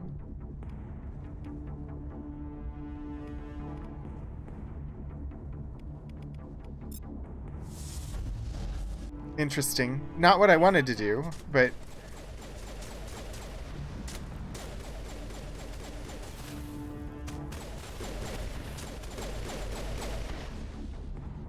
I've got some burned out buildings here, Shepard. A lot of bodies. I'm gonna check it out. I'll try to catch up with you at the dig site. Great. That is good to know. By pressing X... X changes weapons. Assign them to number keys. How does one do that? Oh! Hey, that worked.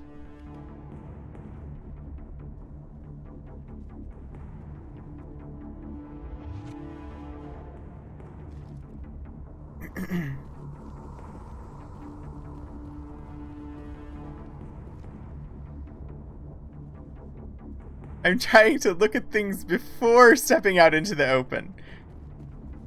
Try to be the sneaky, sneaky, roguish person. Which is definitely not... I'm usually running head first, but... Use left shift to issue orders to your squad, or Z. Attack your target. Q or E have a specific squad mate. What if I don't?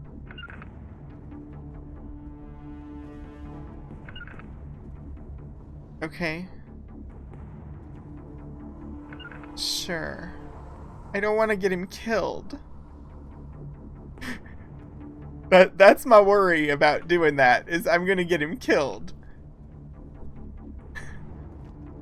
I press and hold the spacebar. UI will pop up. See your talents down at the bottom. You can click and drag them. Okay, yeah, I did that. It was, it's actually left shift that does it, but... Oh, is that a body? We're gonna check. Wait, why are you shooting me?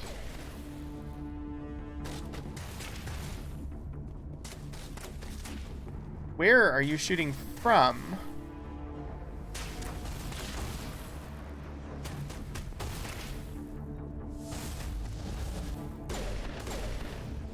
Okay, that works. I was able to use throw. It didn't really do any good against that, but I was able to use it.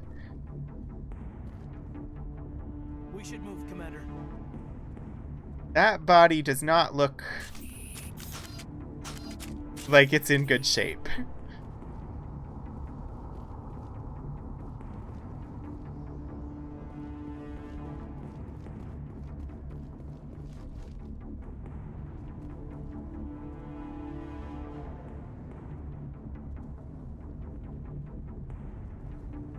Smells like smoke and death. Indeed. Can I... Apparently there's no jump? That's weird.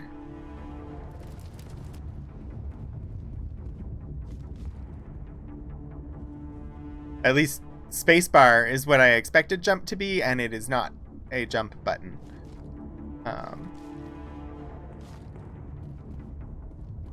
It's my health.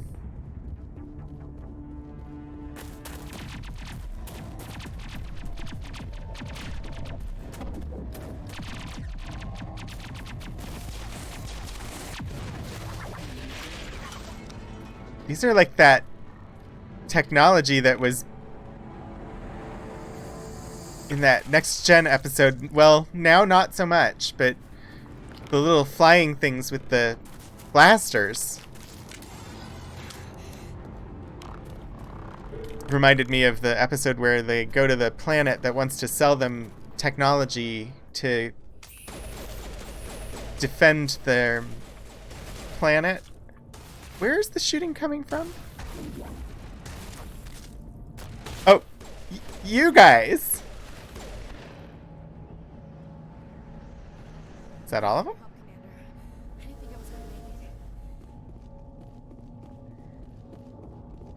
Tell me about yourself, Ashley Williams. Gunnery Chief Ashley Williams of the 212. You the one in charge here, sir? Well, first, are you okay? Are you wounded, Williams? A few scrapes and burns, nothing serious. The others weren't so lucky. Oh man. We were patrolling the perimeter when the attack hit. We tried to get off a distress call, but they cut off our communications. I've been fighting for my life ever since. What happened to your unit? Where's the rest of your squad? We tried to double back to the beacon, but we walked into an ambush. I don't think any of the others... I think I'm the only one left. I've been through that. Don't blame yourself. This isn't your fault, Williams. You couldn't have done anything to save them. Yes, sir. We held our position as long as we could, until the Geth overwhelmed us. The Geth haven't been seen outside the Veil in nearly 200 years. Why are they here now? They must have come for the beacon. The dig site is close, just over that rise. It might still be there. We could use your help, Williams. Aye, aye, sir. It's time for payback. Investigate! Geth. What else do you know about the Geth? Just what I remember from history class back in school. They're synthetics, non-organic life forms with limited AI programming, created by the Quarians a few centuries ago. They were supposed to be a source of cheap labor, but ended up turning on the Quarians and drove them into exile. Well, after that, they just kind of disappeared behind the Perseus Veil. Nobody's really heard much from them since. Beacon? Tell me everything you know about the beacon. They were doing some digging out here to extend the monorail and expand the colony. A few weeks ago, they unearthed some Prothean ruins, and the beacon. Suddenly, every scientific expert in the colony was interested. That's when they brought us in to secure the site. I don't know much about the beacon itself, but I heard one of the researchers say this could be the biggest scientific discovery of the century. And the scientists? The researchers at the dig site. I don't know. They set up camp near the beacon. The 232 was with them. Maybe their unit fared better than mine. Before the attack? Describe what happened leading up to the attack. We were sent out a couple of nights ago from the main colony to secure the area. Seemed like a routine patrol, until the Geth hit us. We never knew they were coming. Have you seen a Turian Spectre around here? There aren't any Turians on Eden Prime. None that I've ever met. Not sure I'd be able to tell if one was a Spectre anyway. If you saw this guy, you'd know. Carries enough firepower to wipe out a whole platoon. Luckily, he's on our side. Sorry. Like I said, no Turians.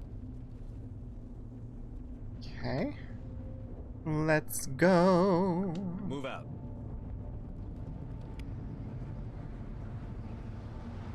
So I picked up my controller and I'm just giving it a test at the moment to see which controls I like better.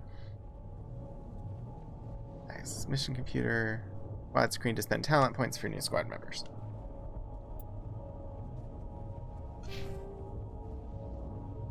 Pistols, assault rifles, combat armor, soldier. One in soldier and one in assault rifles.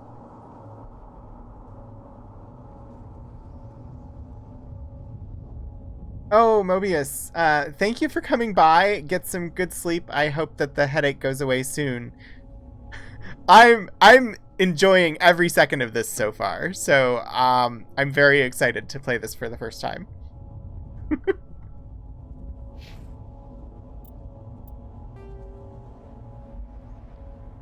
Alright.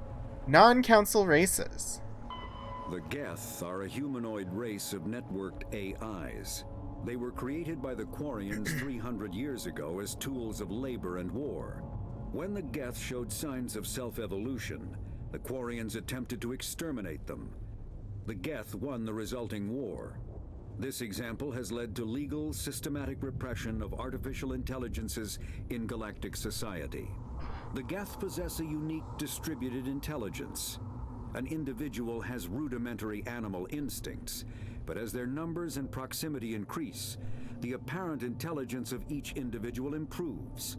In groups, they can reason, analyze situations, and use tactics, as well as any organic race. Geth space is located at the trailing end of the Perseus Arm, beyond the lawless Terminus systems.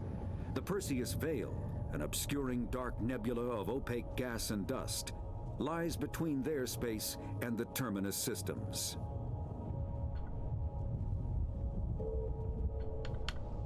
Kinetic barriers, more commonly called shields, provide protection against most mass accelerator weapons.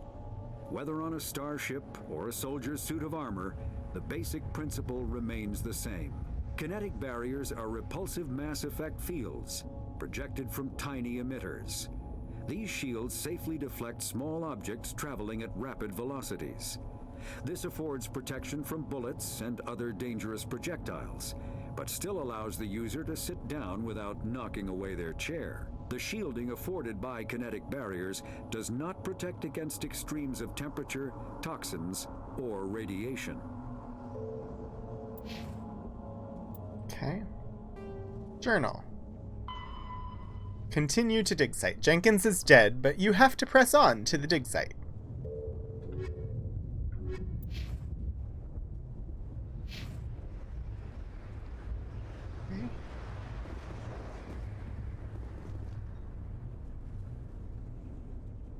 Ooh, containers. The beacon's at the far end of this trench. Ammo upgrade. Anti-personnel rounds.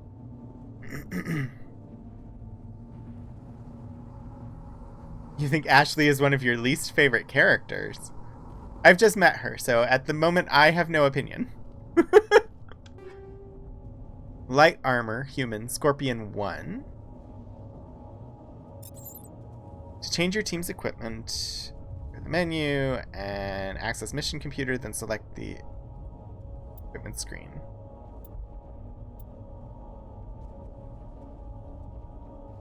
I will learn. Weapons, armor, and equipment. The development of practical manufacturing omni-tools allows modern militaries a great deal of flexibility in equipment loadouts. A vast number of field modification kits, or upgrades, are available for common equipment such as weapons, armor, omni-tools, biotic amps, and even grenades. An upgrade kit typically consists of less than a dozen unique parts and an optical storage disk. They're still using optical data storage? When loaded into an Omni-tool, the OSD provides all technical specifications required to manufacture the tools and additional parts necessary to install the upgrade onto another piece of equipment. Assembly is typically modular, and installation can be completed in less than a minute. Since Omni-tools are designed to use common battlefield salvage materials such as plastics, ceramics, and light metals, rendered into semi-molten Omni-gel for quick use, it is quite possible for a trained soldier carrying upgrade kits to customize gear on the battlefield to fit the current tactical situation. That's actually really good lore for how you can quickly go in and modify your equipment while you're out in the middle of a battle. Alright. Don't know. Oh, I wanted to look at the armor. Equipped item Onyx 1 from Aldrin Labs. Damage protection 5, shields 49, tech biotic protection 12. What I have picked up is Scorpion 1. Damage protection 12, shields 84, tech biotic protection 20. That seems better. It is apparently sand camo. Right down to the cup.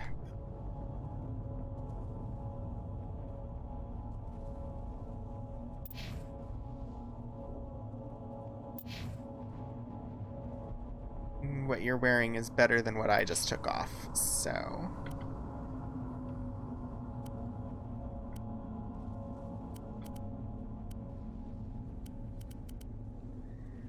How do I do...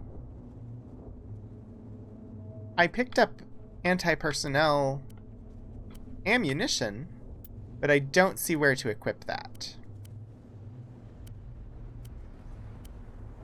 So that must be something else, or somewhere else. Okay. I may switch back to keyboard and mouse, but I wanted to give the controller a go and see... What was that? Smells like smoke and death. Yeah, you've said that multiple times. We thought this world was safe until the Geth showed up. Well, just because they showed up doesn't mean the world isn't safe. It just means that the safe world got attacked. Run to the waypoint to take cover behind the rock. Enter cover by moving up to the rock with your weapon drawn. Yes.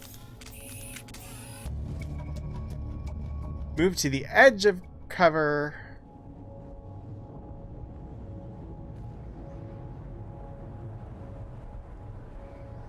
See, now I'm getting tooltips for using the controller. Which is good, but that means that I won't know what the controls are if I switch back. Ah!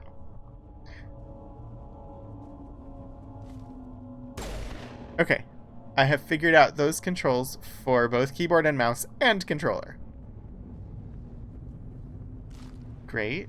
Approaching a low object will make you crouch to take cover behind it. Press left control to manually toggle crouching. Crouching improves weapon stability and aim.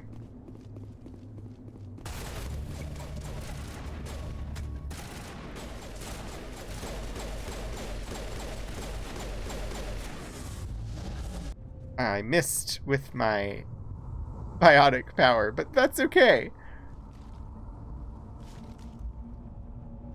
Press G to throw a grenade and press it again to detonate it.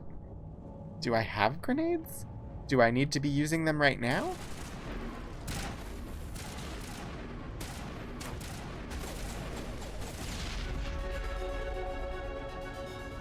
Hold spacebar while moving to storm forward rapidly while in combat. I don't think I did that right, but...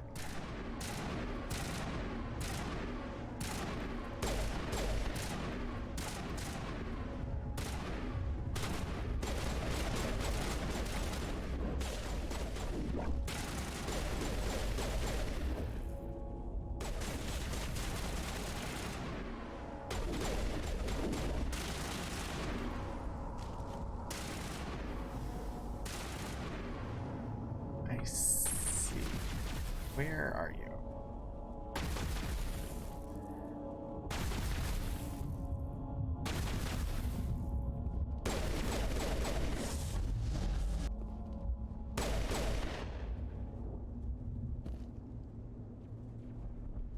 Okay. Open the crate. Pistols and a shotgun. Take all. Where did the Geth go? I just killed him and now he's gone. They just vanished into thin air? Dig site. Investigate. Do I want to do that, or is there something else I should look at first?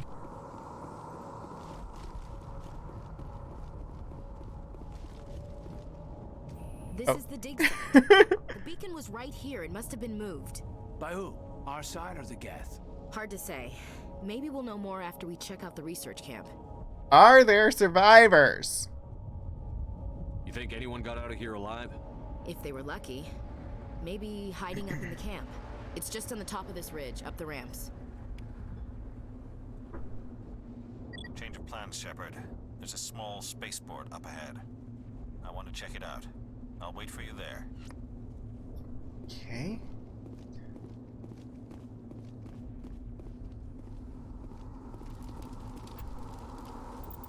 Codex. Weapons, armor, and equipment. Combat hard suits use a dual-layer system to protect the wearer. The inner layer consists of fabric armor with kinetic padding. Areas that don't need to be flexible, such as the chest or shins, are reinforced with sheets of lightweight, ablative ceramic. The outer layer consists of automatically generated kinetic barriers. Objects traveling above a certain speed will trigger the barrier's reflex system and be deflected, provided there is enough energy left in the shield's power cell. Armored hard suits are sealable to protect the wearer from extremes of temperature and atmosphere. Standard equipment includes an onboard mini-frame and a communications, navigation, and sensing suite. The mini-frame is designed to accept and display data from a weapon's smart targeting system to make it easier to locate and eliminate enemies. Okay. Journal. The beacon has been taken from the dig site. Maybe you can find clues by investigating the nearby research camp. I have apparently leveled up. I have 6 points to spend.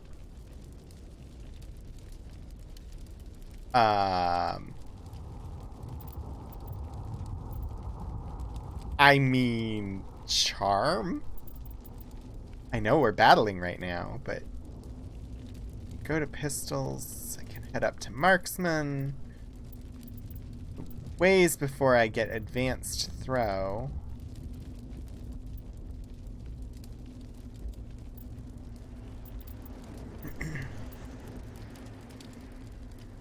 Where's the chart?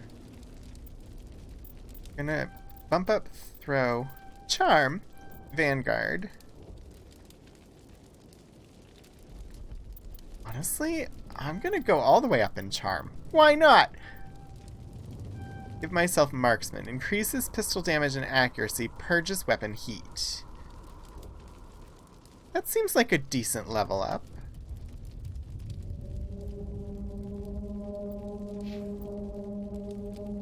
Four points for Caden. We're gonna keep bumping you up in first aid because that seems smart. And we'll give you some Sentinel. And Ashley,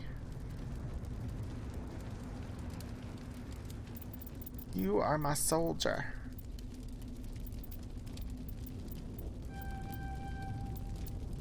Give you some pistols and bump up assault rifles again. Okay.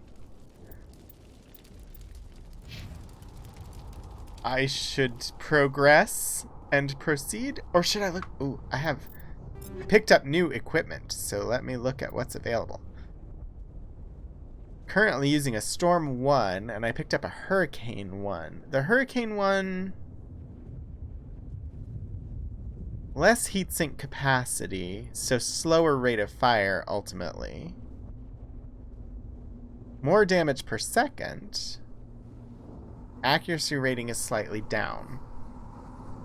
I'm not really using the shotgun at the moment.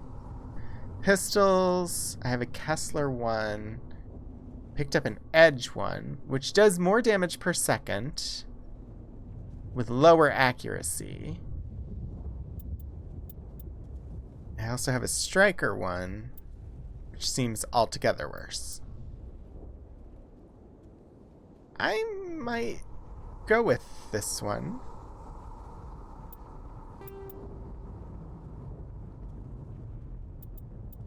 What has Ashley got?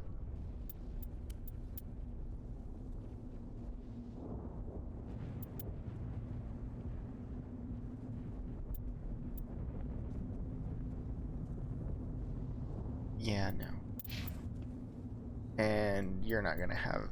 I don't want you to use the Striker. Cool. Geek outs.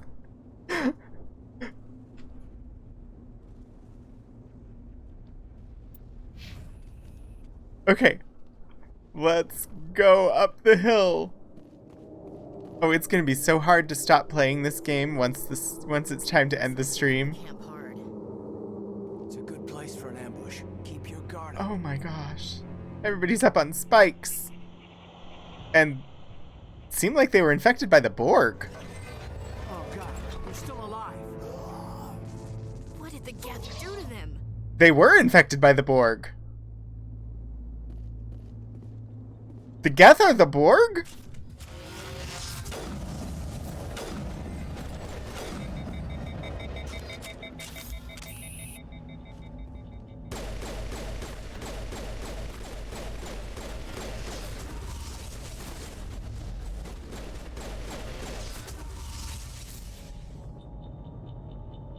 Take out those hostiles. Yeah.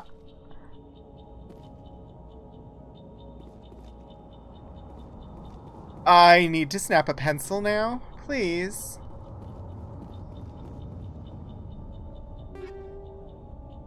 Hurricane 1. Heavy armor. Duelist. Take all. Well, don't get skewered by a giant stick that comes up out of the ground. That is my takeaway. Rykar, thank you for the pencil snaps. That was essentially the Borg. Alright. She can't wear heavy armor. Neither can Kaidan, and I know I can't. So, I have some heavy armor that is entirely useless to my party at the moment. That's fine. Non-sapient creatures. After the Geth secure a location, they round up and impale dead and living bodies on mechanical spikes. The spikes rapidly transform these victims into withered husks, extracting water and trace minerals, and replacing them with cybernetics. The cybernetics reanimate the lifeless flesh and tissue, transforming the bodies into mindless killing machines. Some Alliance soldiers refer to the husk-generating spikes as dragon's teeth, a reference to the mythological berserkers who sprang up from the earth wherever the teeth of the dragon Eris were planted. Dragon's teeth and husks bear little resemblance to other pieces of Geth technology. No one is sure why a synthetic race would bother to drain the minuscule amount of recoverable resources from organic corpses, though the value of reusing them as shock troops is obvious. Okay. Alright. Where am I going? I'm at the camp? Yeah, I'm at the camp. Am I going to the train station? I guess so. That door, it's closed. Security lock's engaged. Well, how about we open it? Some locked objects require decryption or electronics to access. If any squad member has the required talent, you will be able to unlock the object using the decryption or electronics interface, or by spending Omnigel. Advance to the central core. Move the mouse to move around the ring. Left-click and right-click to move inwards and outward. Avoid the security programs. Oh dear. Move the mouse to move around the ring. Left-click and right-click to move in and out.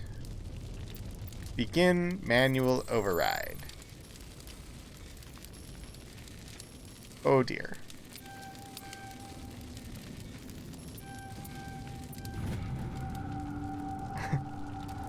This is less easy for me than the Sudoku puzzles in Andromeda.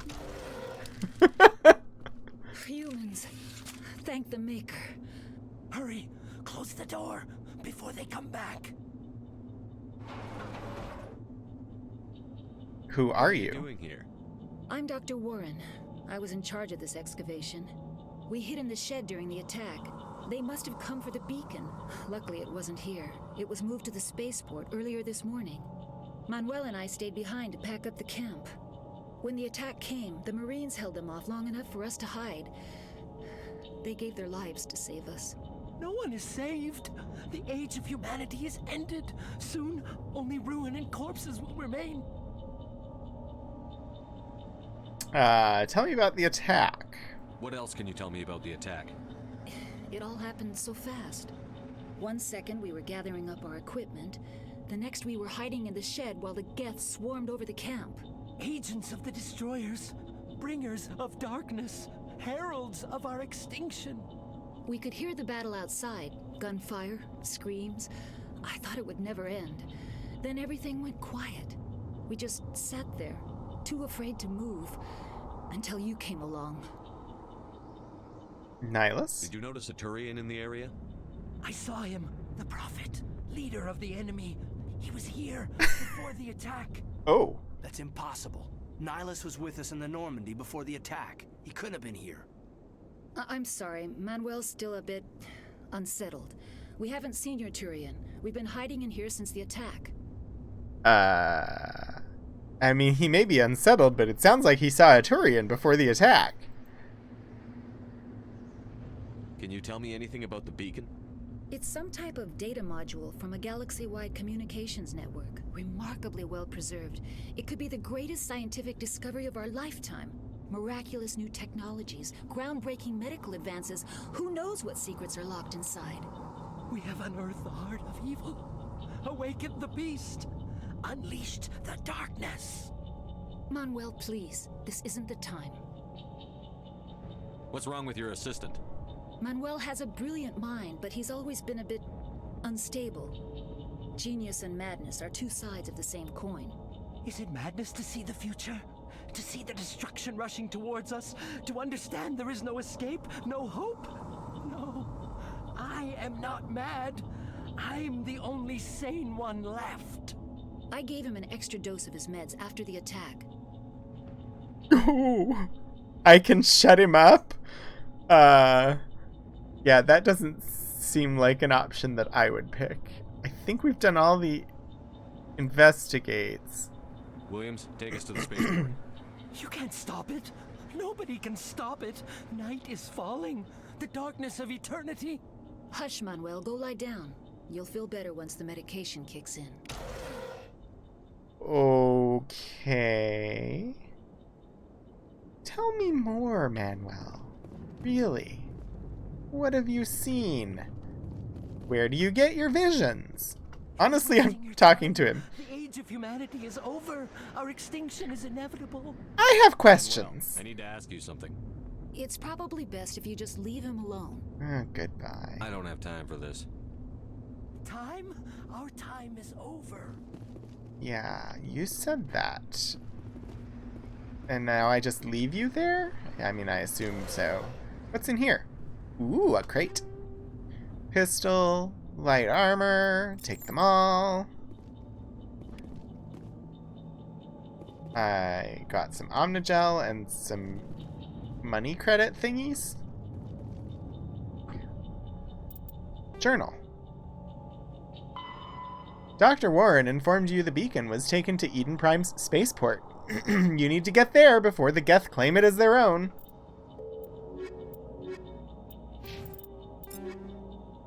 And yet,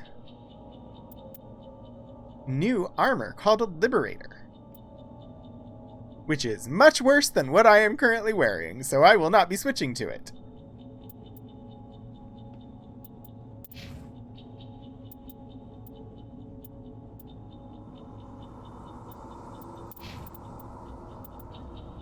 Yep, okay. Don't think the pistols... Yeah, nothing new under the sun here. It's fine. I should probably melt some of that down into Omnigel, but I don't really understand how that works yet, so...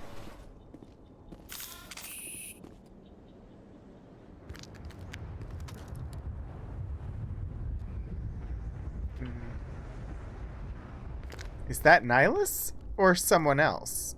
He looks darker than Nihilus. Saren. Yeah, okay. I'm guessing it was Nihilus. This isn't your mission, Saren. What are you doing here? The Council thought you could use some help on this one. Don't trust him. I wasn't expecting to find the Geth here. Manuel saw him before the attack. He's a husk. Don't worry. I've got it under control. Run! Run! What is that? Off in the distance. It's a ship. Look at the size of it.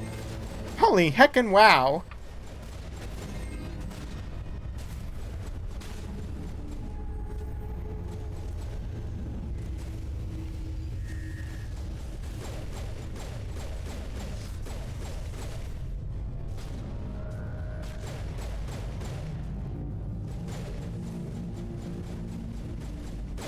I need to get better with targeting my, my biotics.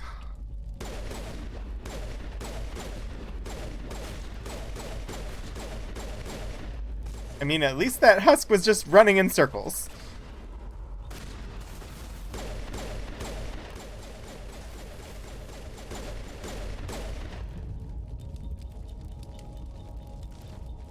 Cleared the field? Okay.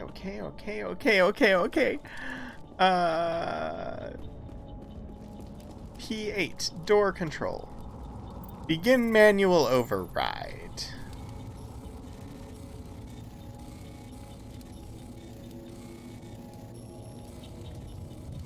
And in. Ah, I got hit. In. Override failed! Well, that sucks. Can I just shoot it? Insufficient Omnigel. I can melt something down. Omnigel? Yes. Omnigel. Can I decrypt that door lock now?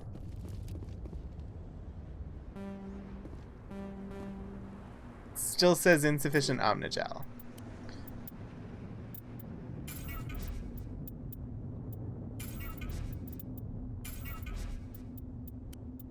Anything that I am not using is potential Omnigel. Hang on to the heavy for a minute. Begin.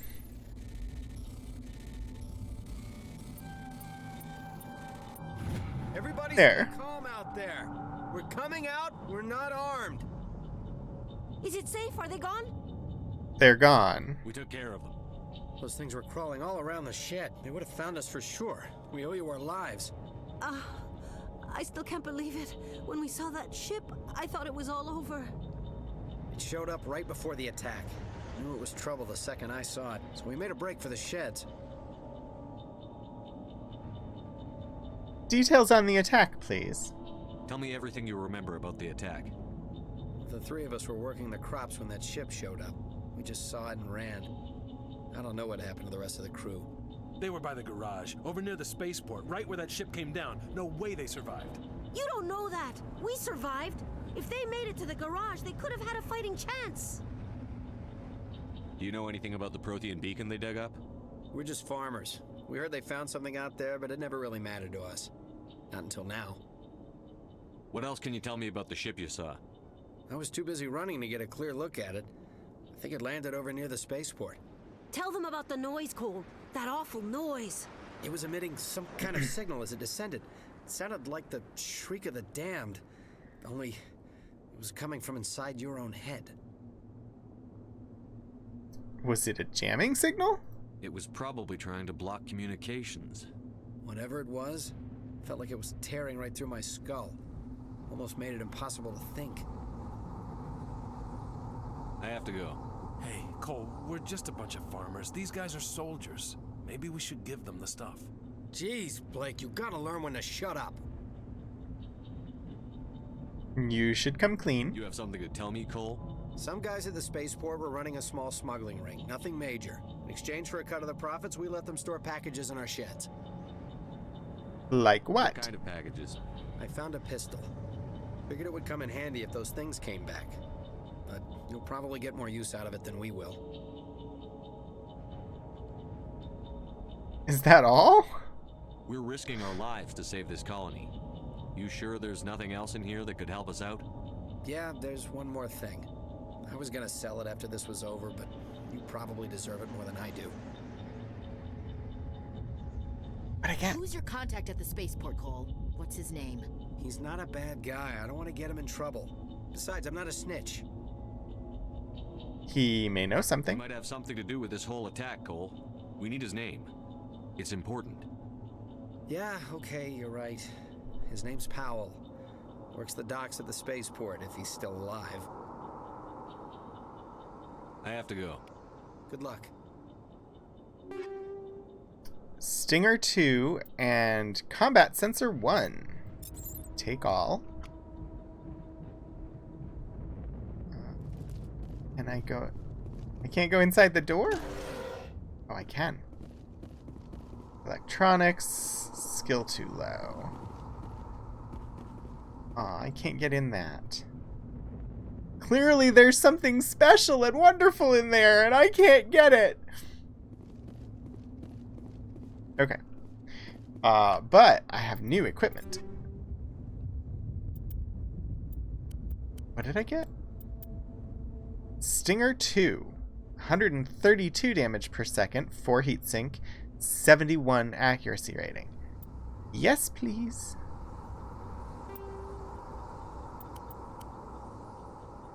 Since all of the help with aiming correctly that I can get will be useful. Yeah, that's a decent upgrade for you, Caden. And Ashley, we just have the same thing that you've already got. Good. Alrighty. I suppose I have to head down there now.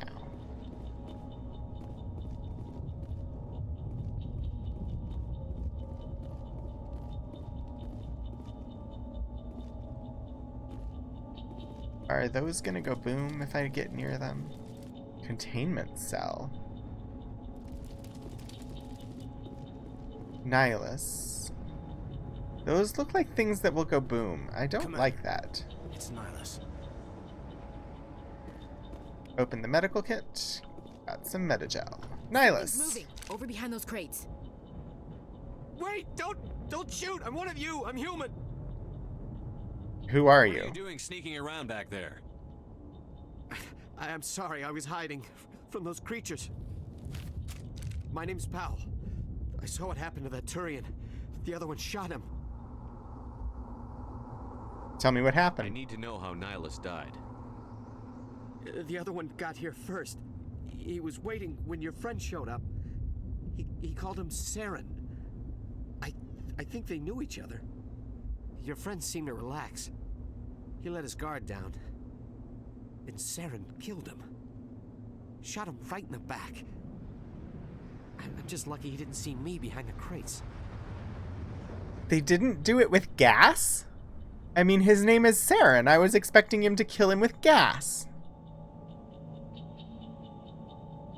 What about the beacon? We were told a Prothean beacon was brought to the spaceport. What happened to it? It's over on the other platform. Probably where that guy Saren was headed. He hopped on the cargo train right after he killed your friend. I knew that beacon was in trouble. Everything's gone to hell since we found it. First that damn mothership showed up, then the attack. They killed everyone. Everyone. If I hadn't been behind the crates, I'd be dead too.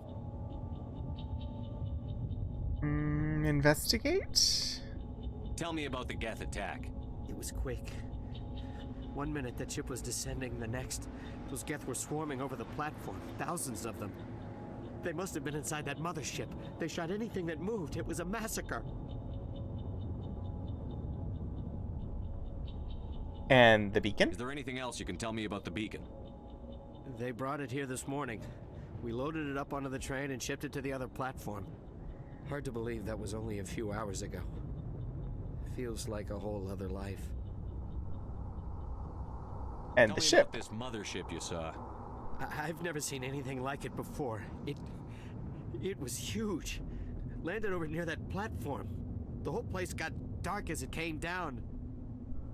And it was making this noise, this sound that bored right into your brain.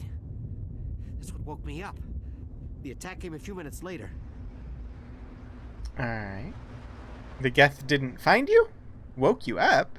Woke you up? You were sleeping? I thought you were working here on the docks. Sometimes I need a nap to get through my shift. I sneak off behind the crates to grab 40 winks where the supervisor can't find me. You survived because you're lazy? Honestly? After the last year and a half that most of this world has had, taking a nap during the middle of the day doesn't seem like a bad thing. Lucky break for you. If you hadn't snuck off for that nap, you'd probably be dead just like all the others. Yeah, I guess. I don't really want to think about it. Cole mentioned you. You're Cole's contact here on the docks. For the smuggling ring. What? No! I mean, what does it matter now? So I'm a smuggler, who cares? My supervisor's dead, the entire crew's dead. Doesn't matter now, does it? You're right. Smuggle any weapons? Anything hidden nearby that we could use against the Geth? A shipment of grenades came through last week. Nobody notices if a few small pieces go missing from the military orders. You greedy son of a bitch. We're out here trying to protect your sorry ass, and all you can think about is how you can rip us off? I never thought you'd actually need those grenades. Who'd want to attack Eden Prime? We're just a bunch of farmers. How was I supposed to know? Let it go, Williams. Forget about him. He's not worth it. You're lucky the commander's here, pal. Hand over those grenades. They're yours. Take them. My smuggling days are over, I swear.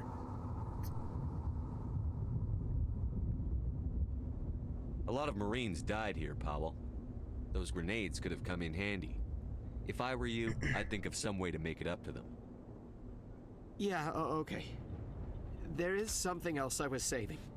Could be worth a fortune. Experimental technology, top of the line. Take it. I don't need it. I didn't want anyone to get hurt. Really, I'm sorry. Honestly? I think it was unnecessary to guilt trip him on that. I think he's been through plenty and didn't need to be given a guilt trip about having to make amends. Alright, let's go. We need to find that beacon before it's too late. Take the cargo train. That's where the other Turian went. I can't stay here. I need to get away from all this. Grenade upgrade. High explosive 1. Paragon +2. Ooh. There seem to be bad guys nearby. I have a journal update. You're in charge of the... Yes. Take the train. A Turian named Saren killed Nihilus. He may be working with the Geth. Take the cargo train to the next platform and stop him before he gets the beacon.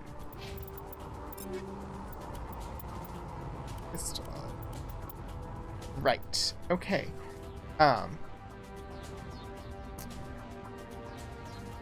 I need to take a quick break. I will be right back, and then we're gonna go after Saren.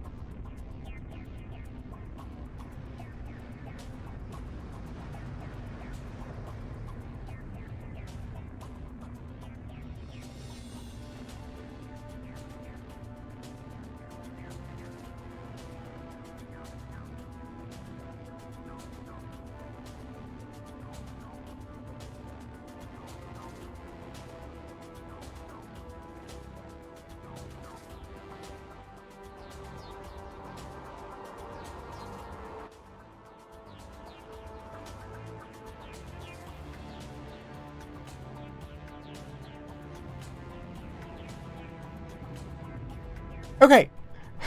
See, I said I would be right back. Alright. Let's continue this and head after Saren, who killed Nihilus. Wonder if we're still being considered for Spectre, if the person who put our name in died.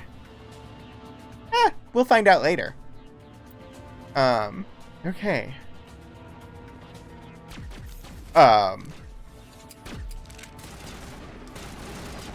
Do you mind?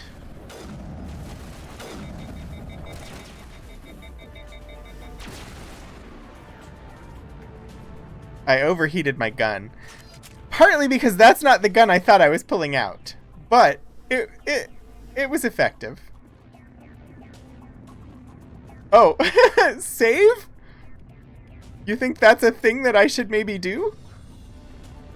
I don't think I have done so recently. Also, I don't remember how to heal, which also might be a thing that I might want to do. Controls?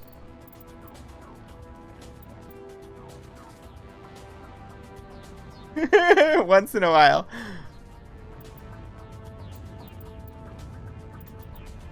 How do I...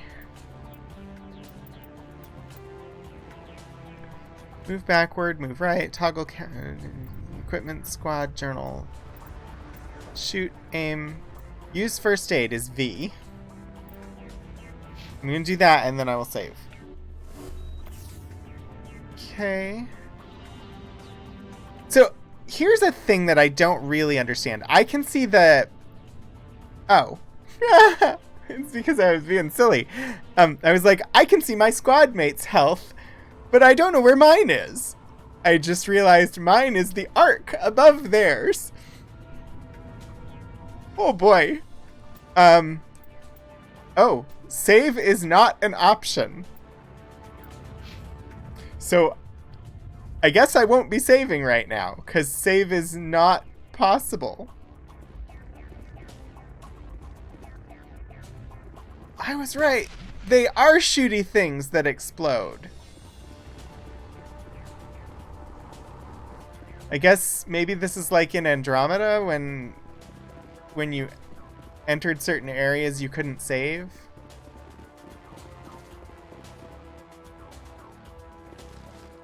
Where am I going? Okay, I'm at the train station.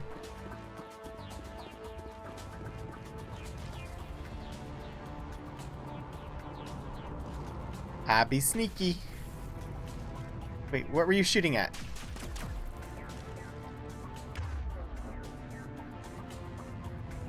Yes.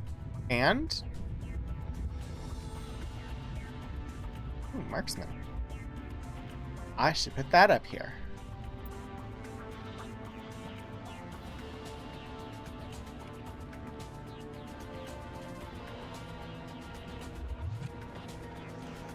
I don't know why it's telling me that right now.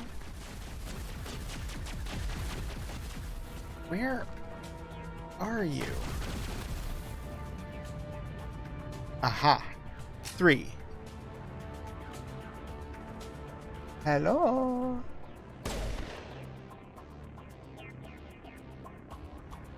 Mm-hmm.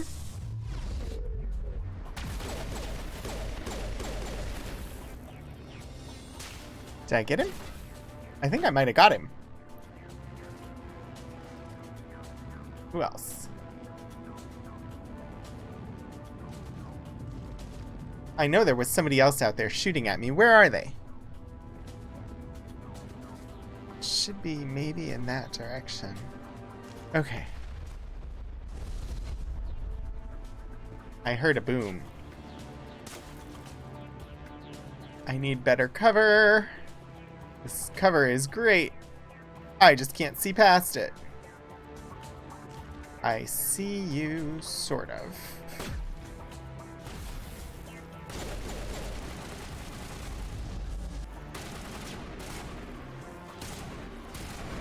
What are you Oh, he didn't go down. I thought he went down. Come on out. Come on out to play. Alright, we're moving.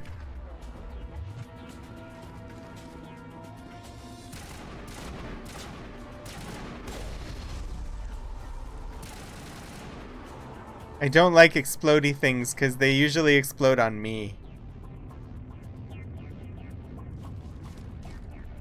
Alright, let's go.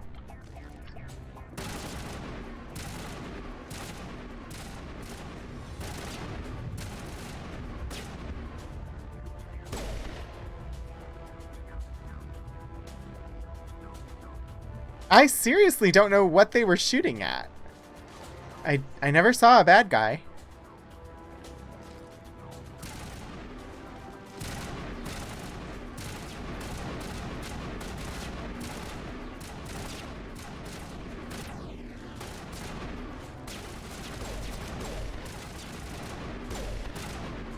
Okay. And? Why are you shooting at them when you can't see them? That doesn't seem useful to me. Ooh, slow-mo.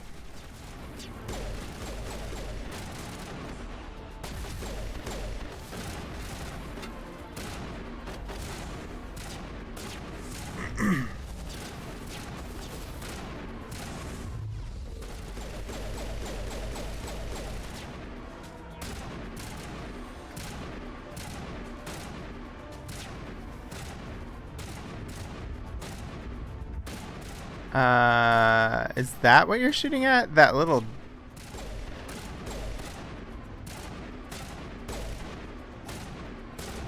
I'm gonna advance.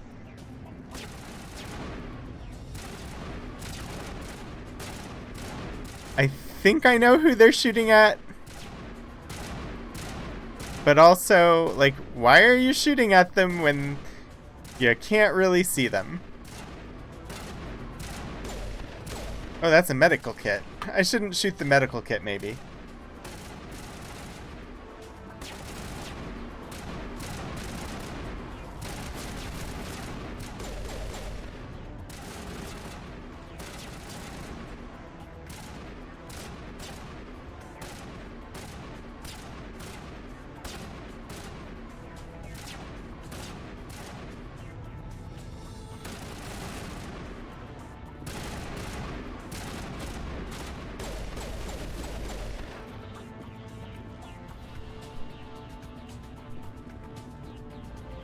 Okay. Well, that worked. We got through there. Time for the train!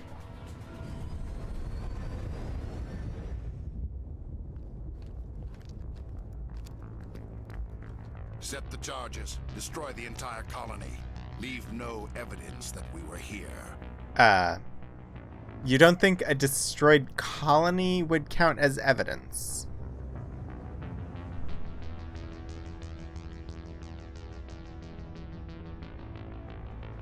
It's Borg. It's so Borg.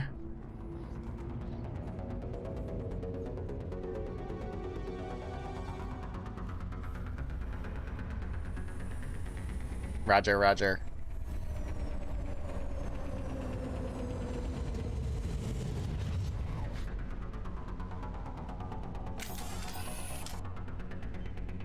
Right. Well.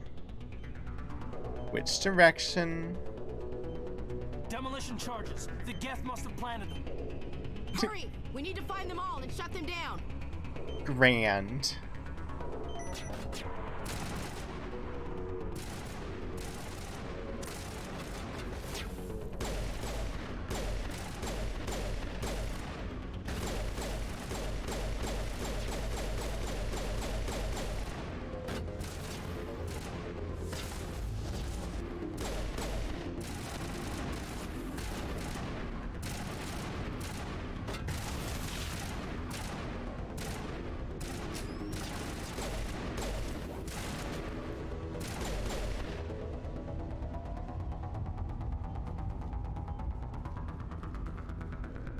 Oh dear. Demolition charges. That seems like a bad thing. Oh.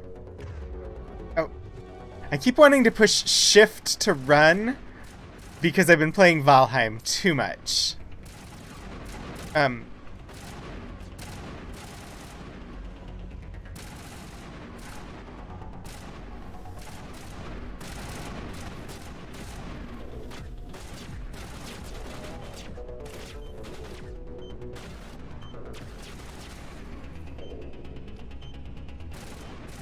Yeah, hi, Hannah.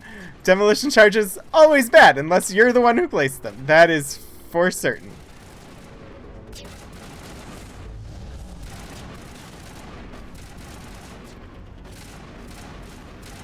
Alright, I think there's one more demolition charge, maybe. Looks to be a flag on the play. Where'd you go?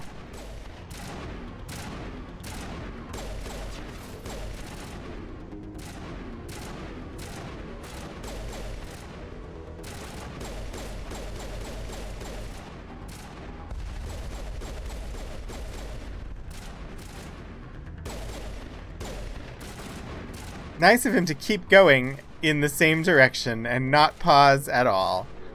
Right, I have to advance.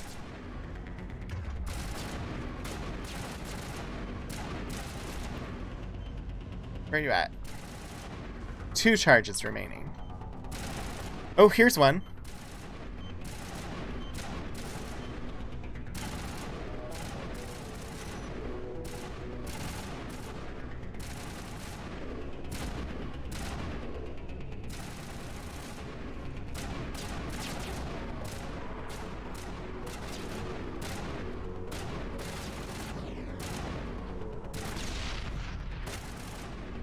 I remembered I had grenades!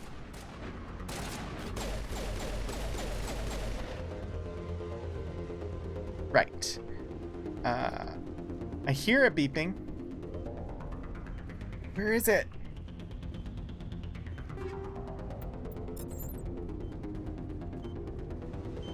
Found it. My first timed mission and I made it! Oh boy!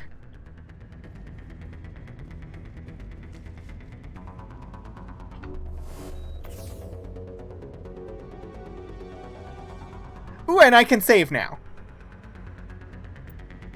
Let's go ahead and save. Geek Outs! I'm so excited that you're installing the game. This is my first playthrough and I'm having so much fun. So I am very excited that you're going to get to experience the fun of this. Where am I going? Okay.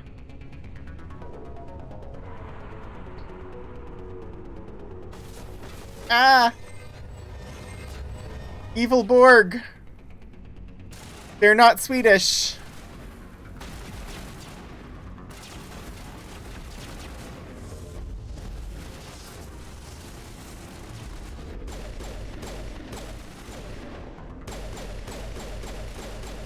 Kill the zombies. The mecha zombies. Well, I mean, as long as you're having fun watching other people play, I think that's good. There are a number of games, like, I really, really enjoy watching people play the Dark Souls games. I would never be good at those games.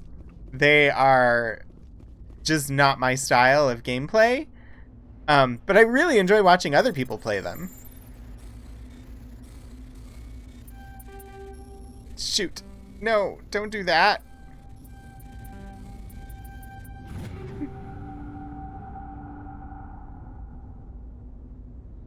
Ooh.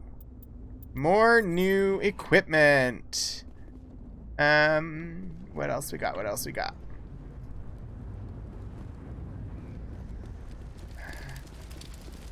Check out this crate. Take all. Check out the equipment. See if we've got any good upgrades. Guardian 1. Not a good upgrade. Why can't I wear this light armor? I mean, I wouldn't want to put it on anyway, but... Ooh, a biotic amp! Currently equipped with a Solaris amp, which is a 5 duration, 10 power bonus, and 5 cooldown bonus. This one is a Unity amp, 15 duration, 5 power bonus, 0 cooldown bonus. I think the one I have is actually better.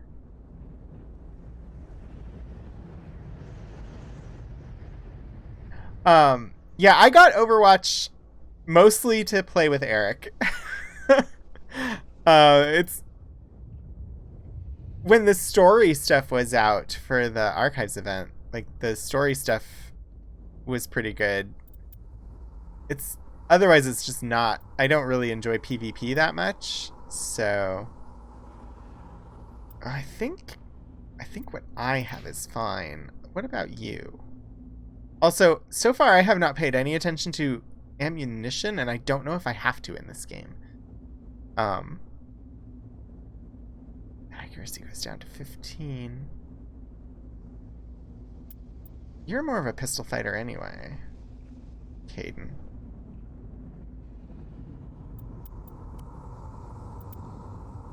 Got biotics. Yeah, you've got the Solaris amp too. Ashley. Sniper rifle? Pistol. Shotgun. That's not a terrible trade-off on that shotgun. Oh, but this is much better. Yeah. Take that scimitar. Assault rifle. Avenger versus Lancer.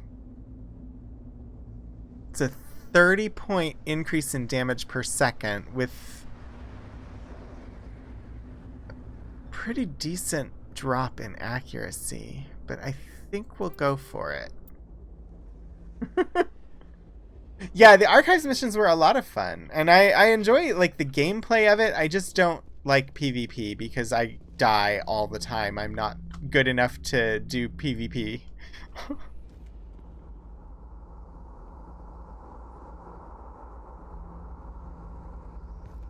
Normandy, the beacon is secure. This is amazing. Actual working Prothean technology. Unbelievable. It wasn't doing anything like that when they dug it up. Something must have activated it. Clearly. Standing by. Ashley stating the obvious. And getting into trouble.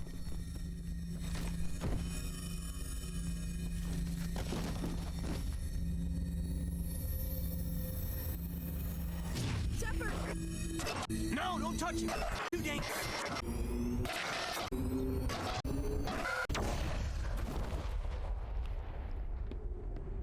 Did I just have a download into my brain?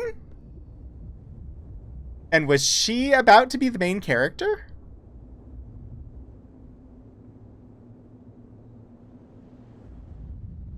We got up and threw her out of the way, and like she was going to be the main character, and now we are because we tried to protect her, I guess? We identified the ship that touched down on Eden Prime. The Normandy, a human alliance vessel. It was under the command of Captain Anderson. They managed to save the colony. And the beacon. One of the humans may have used it. Is the matriarch voiced by who I think she is?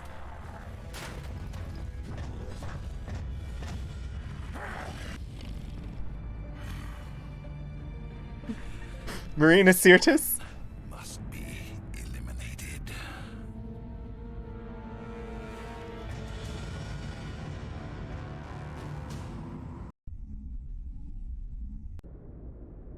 Okay, so we have a Dr. Chakwas, I think he's waking up. bad Borg Turian who's now out to get us. And a scar on our back of our neck? You had us worried there, Shepard. How are you feeling? I mean, I don't know how I feel. I don't look like I feel okay. What happened? How did I end up here? How long was I out? About 15 hours. Something happened down there with the beacon, I think. It's my fault. I must have triggered some kind of security field when I approached it. You had to push me out of the way. Don't had no way blame to know yourself. what would happen. Actually, we don't even know if that's what set it off. Unfortunately, we'll never get the chance to find out. The beacon exploded. A system overload, maybe. The blast knocked you cold. The lieutenant and I carried you back here to the ship. Was I hurt? What's the damage, Doctor? Physically, you're fine. But I detected some unusual brain activity. Abnormal beta waves. I also noticed an increase in your rapid eye movement. Signs typically associated with intense dreaming.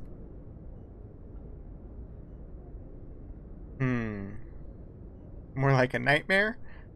I mean, I didn't really get to see a lot of the imagery myself, so I can't make a judgment on that.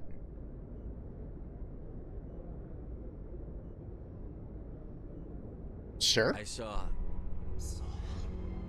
I'm not sure what I saw. Death?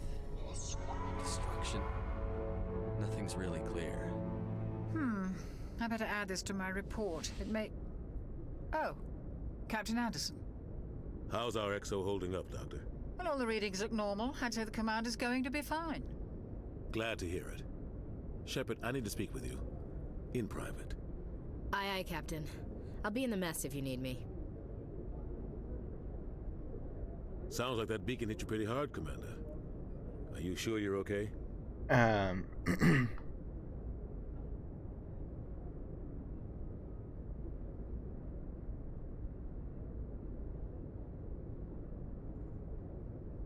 I feel bad about Jenkins. Dying under my command. Jenkins wasn't your fault. You did a good job, Shepard. Why is Williams here? Chief Williams isn't part of the Normandy crew. I figured we could use a soldier like her. She's been reassigned to the Normandy.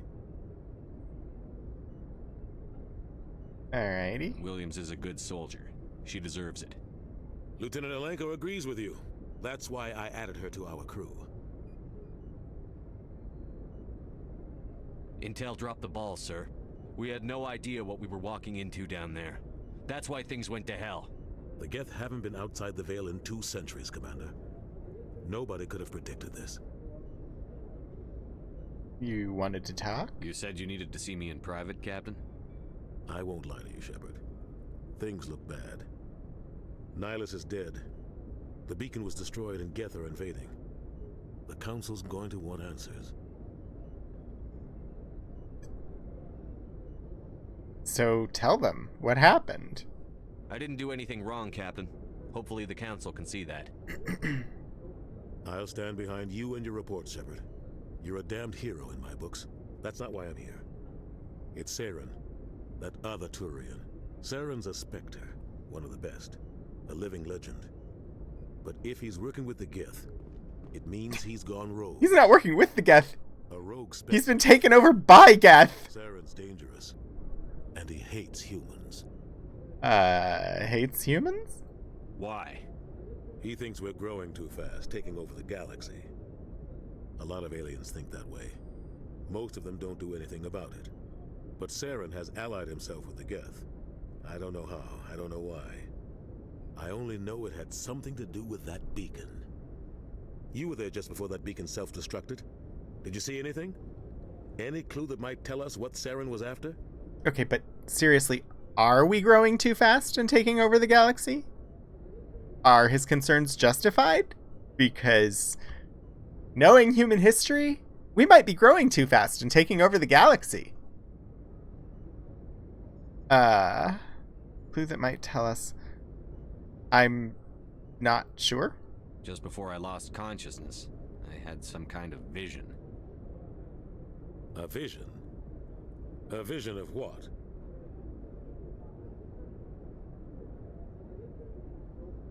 A warning? War or our death?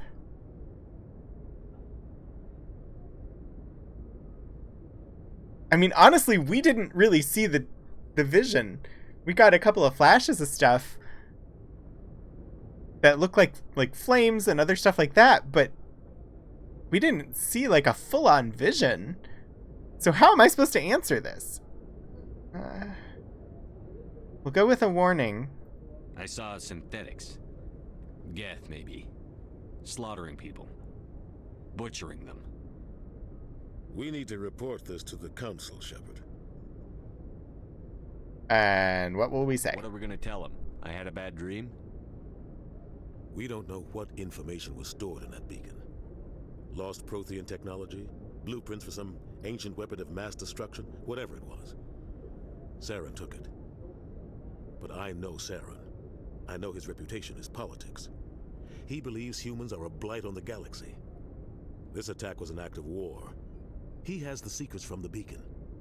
He has an army of Geth at his command, and he won't stop until he's wiped humanity from the face of the galaxy.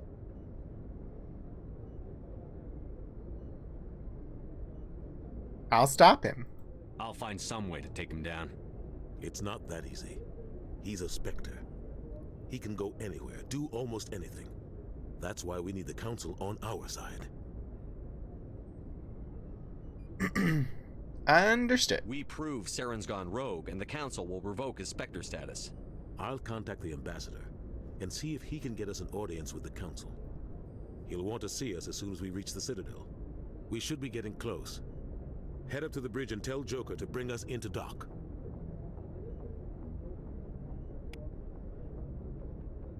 Ooh, journal and codex and experience points. Rykar, thank you for stopping by.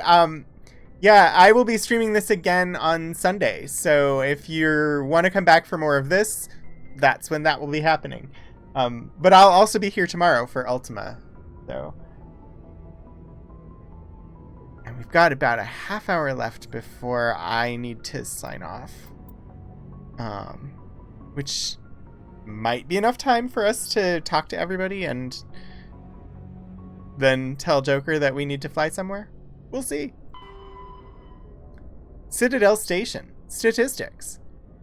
Although the Citadel is equipped with Mass Effect generating Element 0 cores, most of the gravity on the station is generated by the centrifugal force of rotation. Rotation, 3.5 minutes per revolution. Rotational gravity in wards, 1.02 Earth. Rotational gravity in Presidium, 0.3 Earth. Total length, open, 44.7 kilometers. Diameter, open, 12.8 kilometers. I have no idea what the qualifier of open means there. Also, sorry, I bumped my microphone there. I hope it didn't make a lot of noise for you. Ward length, 43.6 kilometers. Ward width, 330 meters. Presidium ring diameter, 7.2 kilometers. Presidium ring width, 553 meters. Exterior armor thickness, 13 meters. Population, 13.2 million, not including keepers. Gross weight. Is weight really a useful measurement for something that is in space? 7.11 billion metric tons. Height of the Presidium Tower, 1,047 meters. At least I assume the Citadel is in space.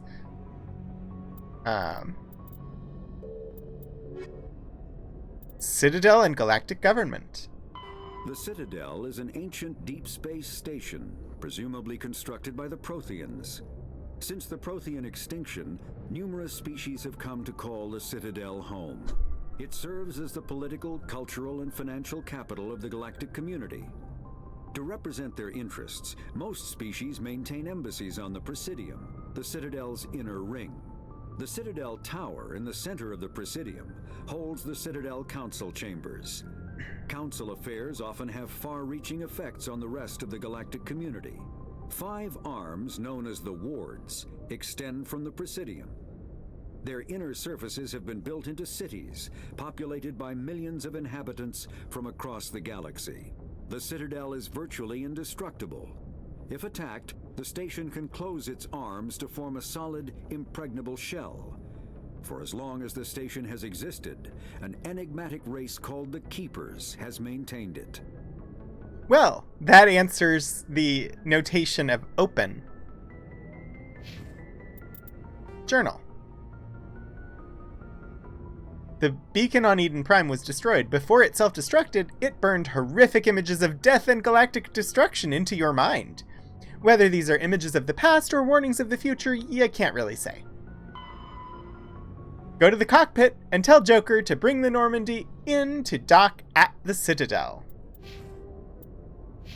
Okay, but seriously, we are a couple of hours into this game and I haven't romanced anyone yet. Everybody always talks about all the romance options. I've had no romantic dialogue with anyone.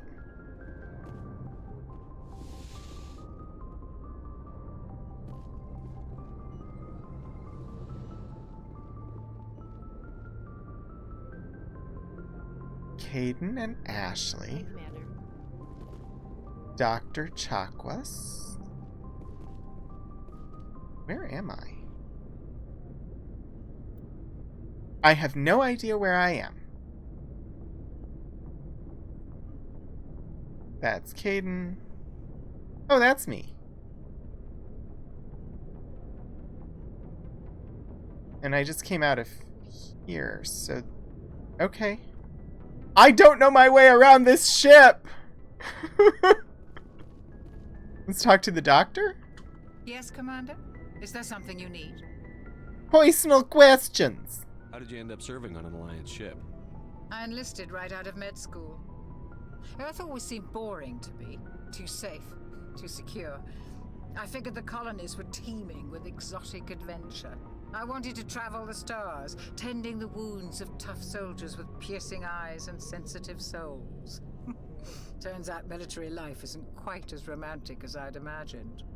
But humanity needs the Alliance if we want to keep expanding through the Traverse, and the Alliance always needs good doctors. So I stayed on to do my part. Any regrets? Ever think you made the wrong choice?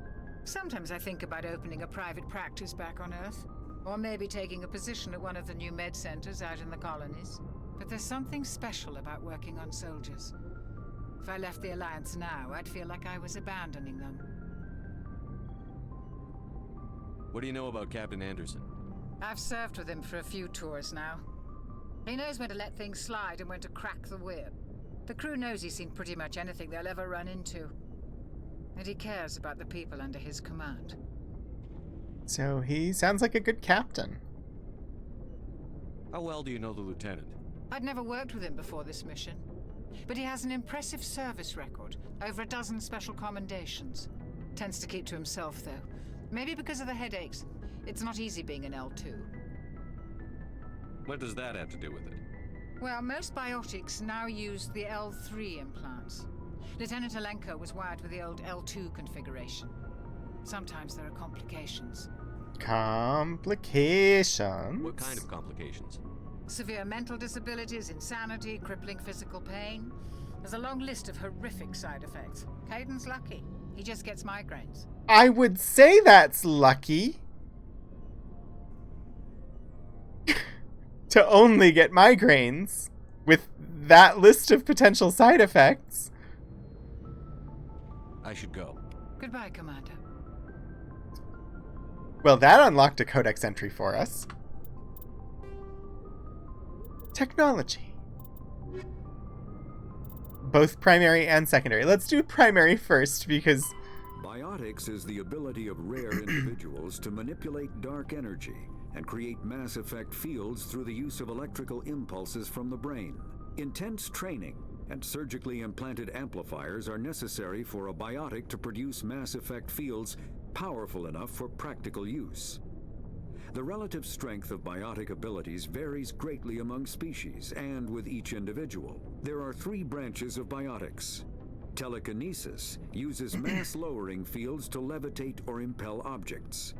Mass-raising kinetic fields are used to block or pin objects. Spatial distortion uses rapidly shifting mass fields to shred objects. Most organic species are capable of developing biotic abilities, though there are risks involved. Biotics are the result of an in utero exposure to element 0. This usually causes fatal cancers in the victim, but in rare cases, it coalesces into nodules within the fetus's developing nervous system. Interesting. Biotics. Biotic amps. Biotics manipulate Mass Effect fields using dozens of Element 0 nodules within their nervous systems that react to electric stimuli from the brain. Amplifiers allow biotics to synchronize the nodules so they can form fields large and strong enough for practical use. Amplifiers can improve a specific discipline or talent. An implant is a surgically embedded interface port into which amps are plugged in. On humans, the implant is usually placed at the base of the skull for convenient access, though the user must be careful to keep it free of contaminants. Implant ports can fit a variety of amps, and there is a growing market for modifications and add-ons. The finest quality implants and amps are manufactured by Asari artisans, but the Alliance's L3 implants, first deployed in 2170, are a significant step forward. So that's 2 mentions of the Asari, and at this point in the game, if I had not played Andromeda, I would not know anything about the Asari.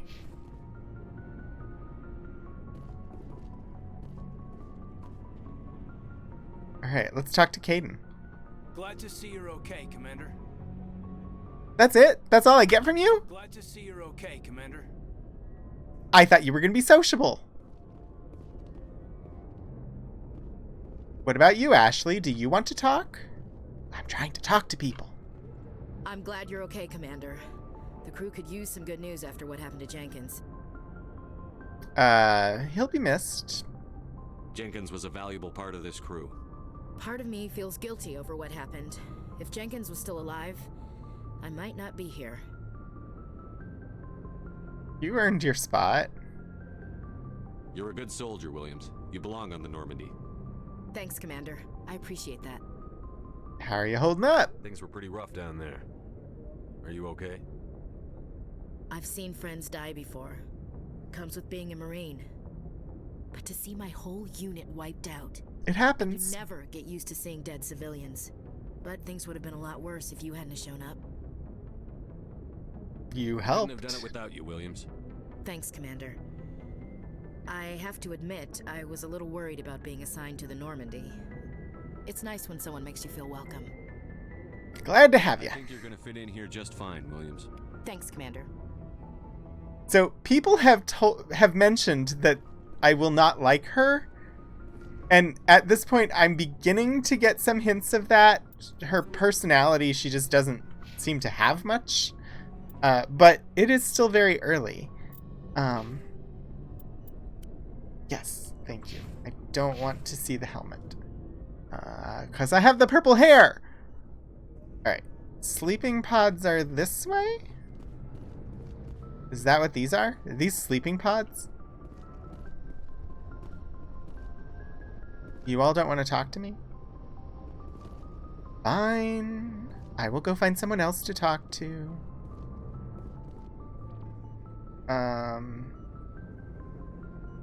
To deck 1, to deck 3, to deck 1. Came out from here to... No, I came out from lab and medical. What is this little hallway? And then there's the captain's office.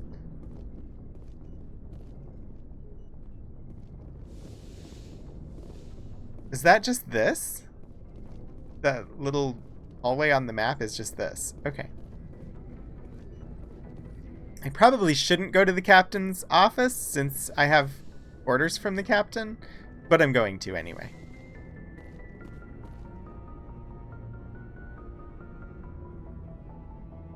I honestly don't know, Hannah. I would have to go talk to her again to find out. Go speak to Joker when you're ready. Tell him to bring the Normandy into dock. Okay, that's all I'm getting from the captain right now. I take it we're on deck 2, since apparently the options that I have are going to deck 3 and deck 1. I'm assuming 1 will be where the bridge is, so I should go to 3? Because I don't want to go to Joker yet, right?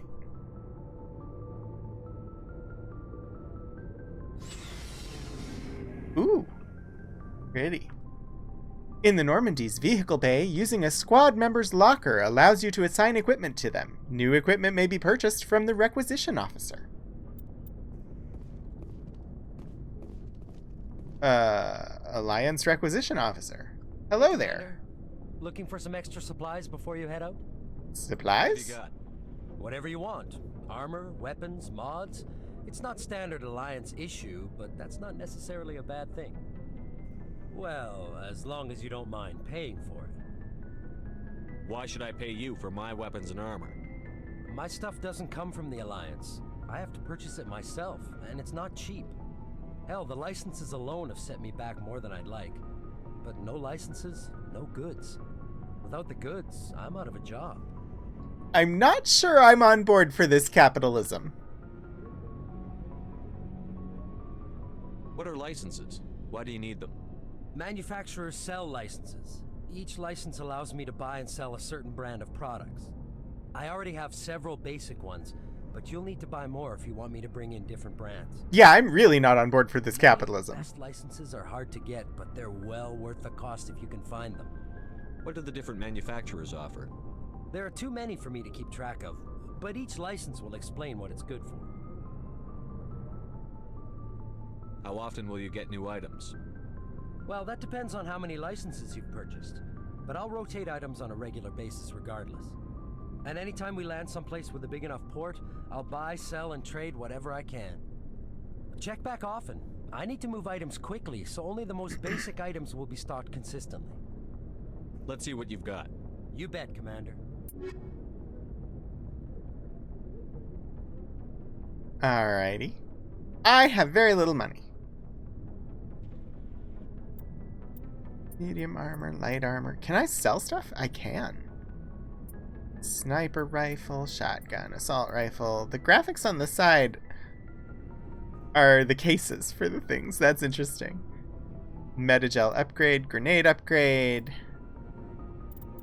Scorpion 4? I don't need the heavy armor at the moment. Let me sell it.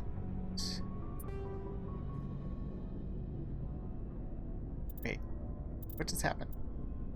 I don't think I did what I thought I was doing. Sell? Oh yeah, sell all junk. Did I have junk?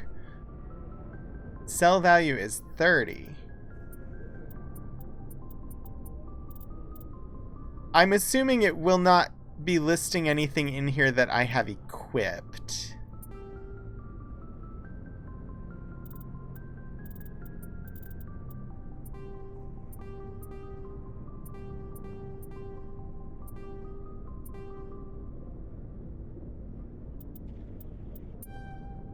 Yeah, I can't afford anything you're selling, but okay.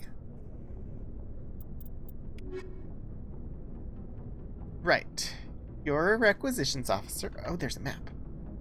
I'm in the vehicle bay, and engineering is back there. Squad lockers. And M35 Mako. Okay. I got a codex entry.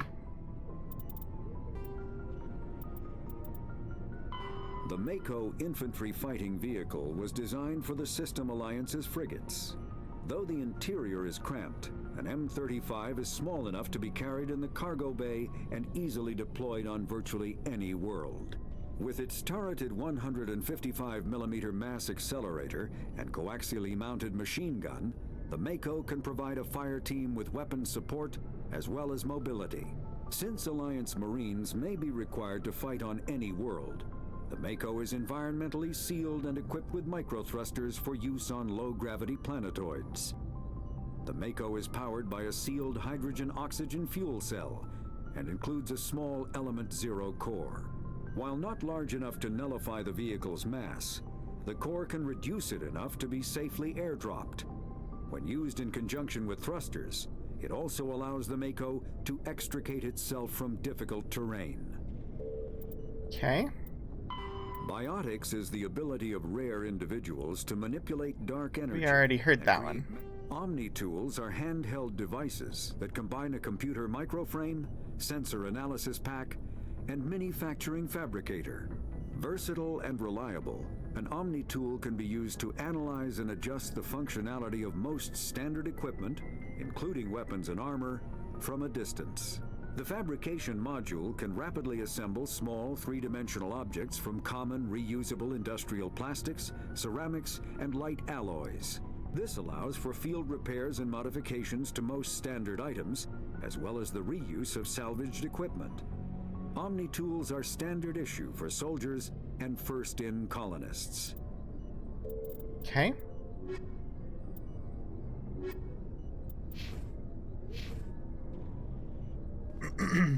Lockers! Kaiden's locker.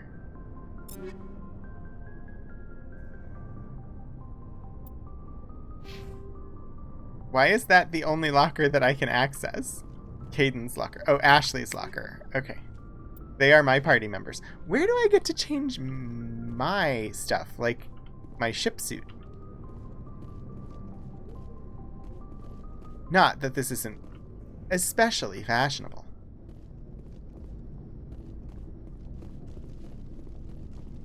Okay, so running.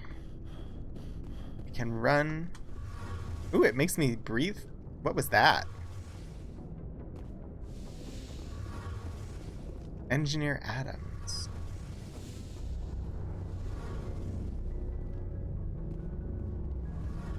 Field integrity monitor? Element 0 core. Codex entry and plus 12 XP. Codex entry and plus 12 XP.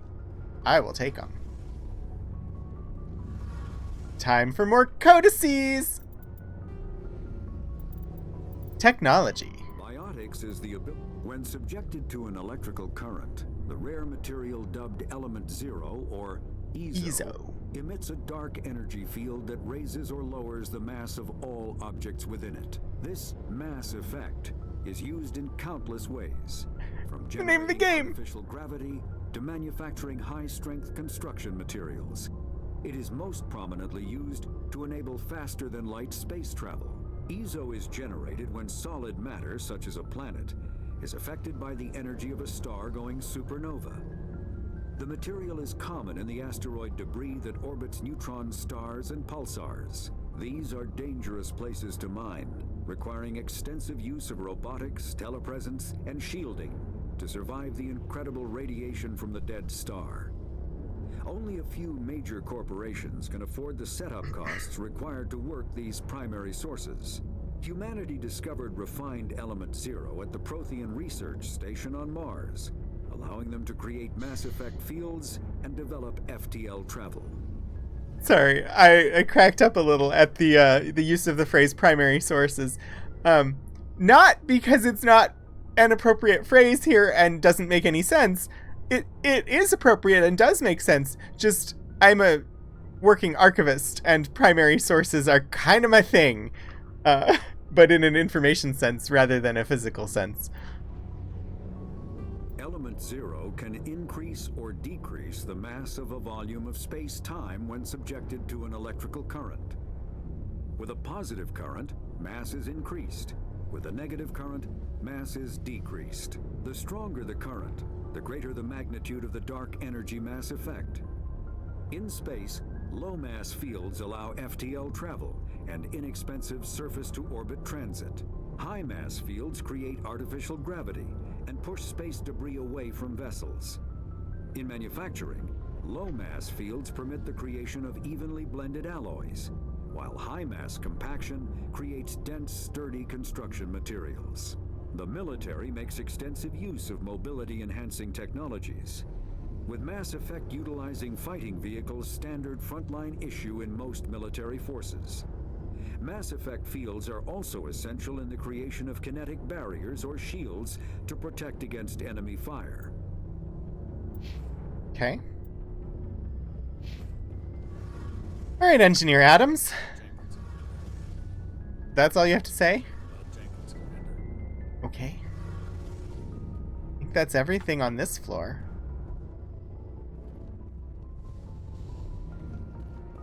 Let's head up to level 1.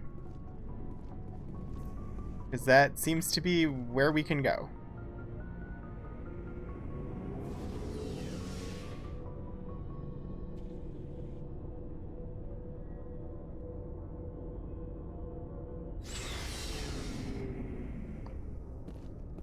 Level 1.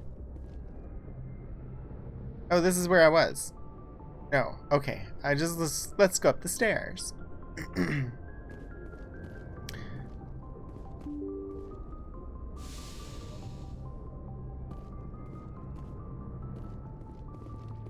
Map. I have the CIC, I have the comm room, I have the bridge. I have an airlock to deck 2.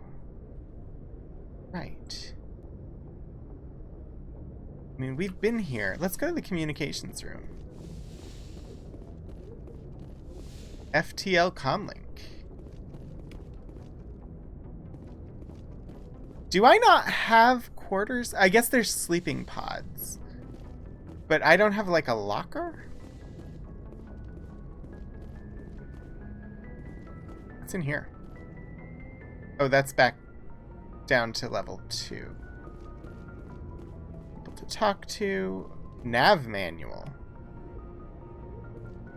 I'm running around right now finding all the things that will give me codex entries and experience points.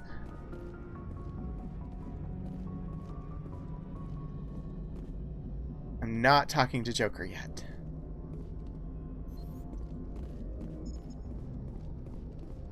Okay. Ooh, galaxy map! I can open the galaxy map? I can't. I'm not close enough. Geekouts, it's going well. I am having a lot of fun. Only the commanding officer may specify a destination for the Normandy.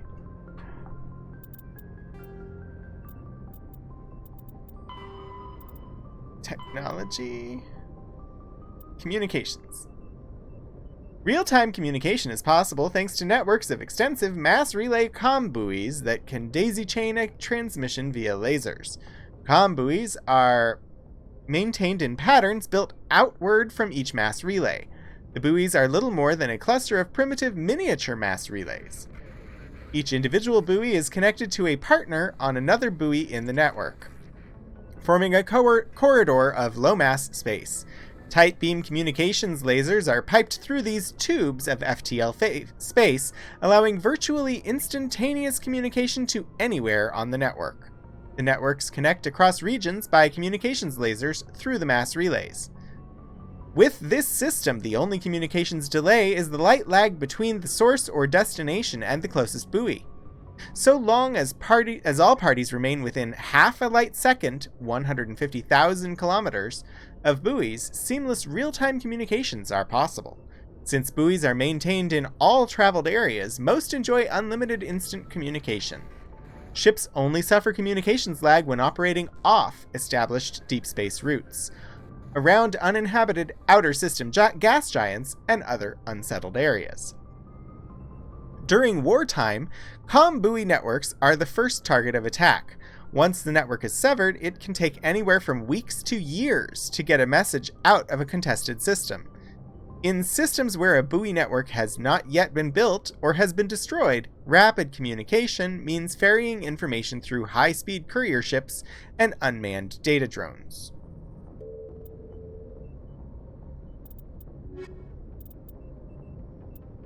I feel like I missed another entry, but it doesn't appear that I have.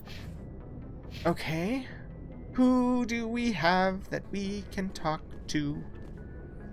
You don't talk to me. You don't talk to me. You don't talk to me.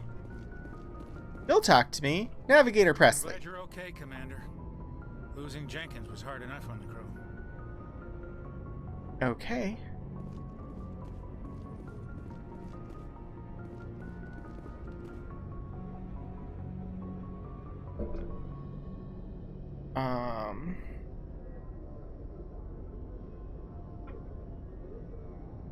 One moment.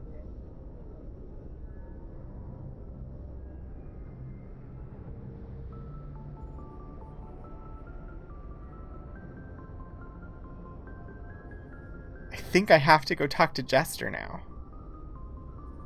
Is that not the case? I don't know that there's anything else I can do. I've talked to everybody. I've read everything. Good timing, Commander. I was just about to bring us into the Citadel. See that taxpayer money at work.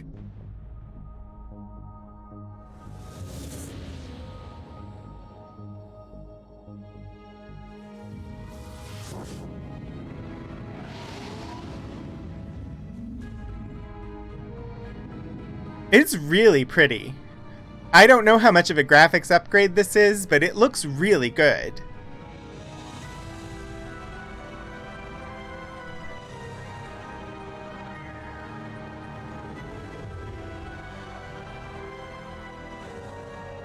Look at the size of that ship.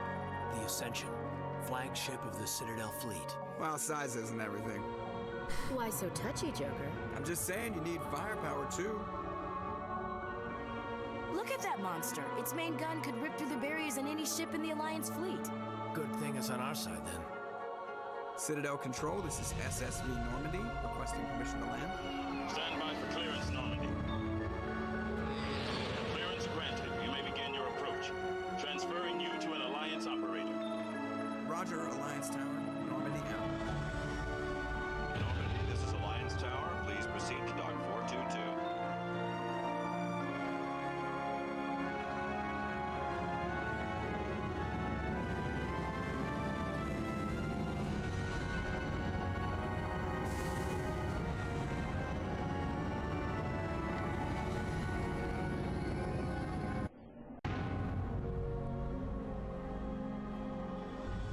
This is an outrage!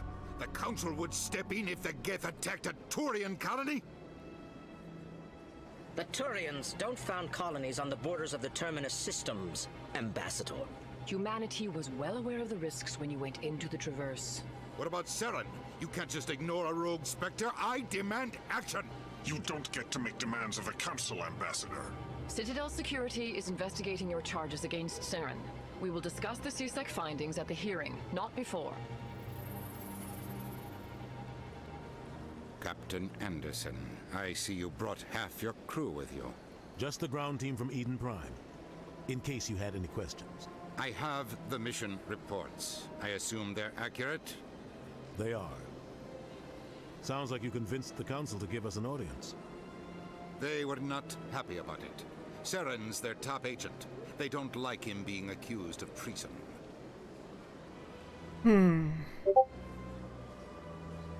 See, it's the truth.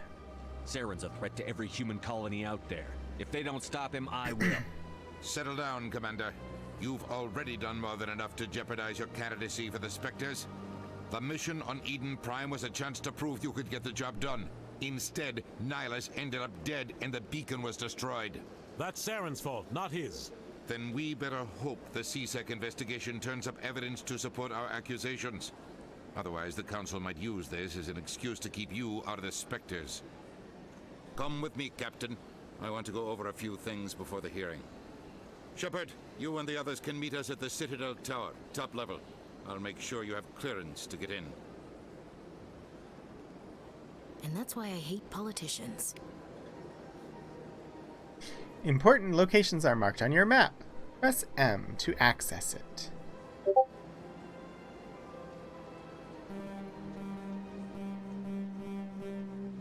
Okay.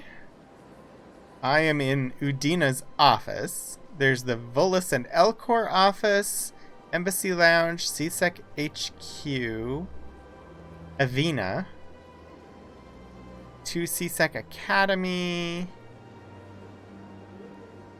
Citadel Rapid Transit Consort Chambers, another Avina, Emporium Bank, Citadel Rapid Transit, Avina, 2 Citadel Tower, Citadel Rapid Transit, 2 Wards Access. Plot? There's no plot, apparently. There are no exclamation points. Point of interest. Store. Okay. Follow the pulsing arrow on your radar to the Citadel Tower.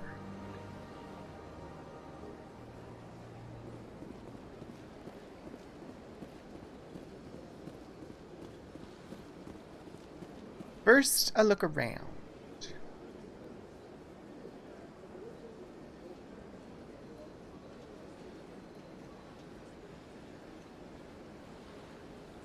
That's not actual sky. We're inside of a big ring. Easy decryption?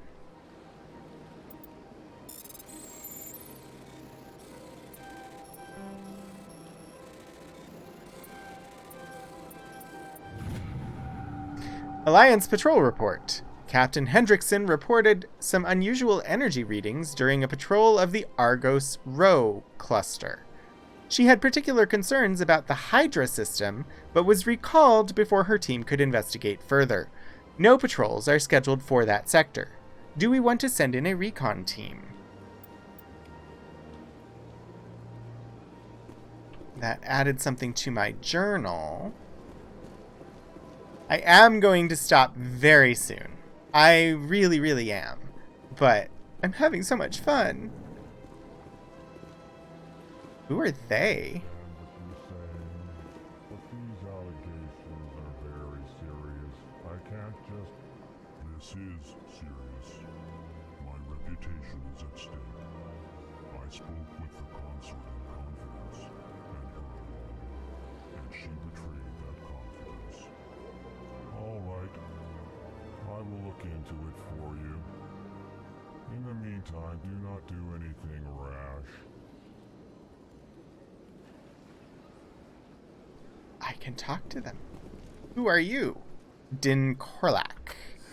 EarthClan, you are in the wrong place, I think. Your ambassador is next door in the large office. Hannah, thank you for the hydrate. Remark. Don't be so rude, Dan.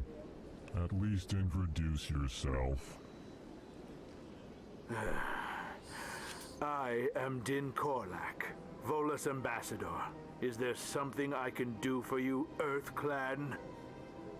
Investigate! Embassy? What is this place? You are in the embassy for the Volus and the Elcor. Your ambassador is next door, in his own office. In this shared space, I aid my fellow Volus when I'm not being interrupted. You're grumpy. I'd like to know more about the Volus. I'm sure our history and culture would bore you, Earth Clan. Is he basically a space dwarf? Tell me about Volus culture. We are tribal by nature, but our ways are not violent.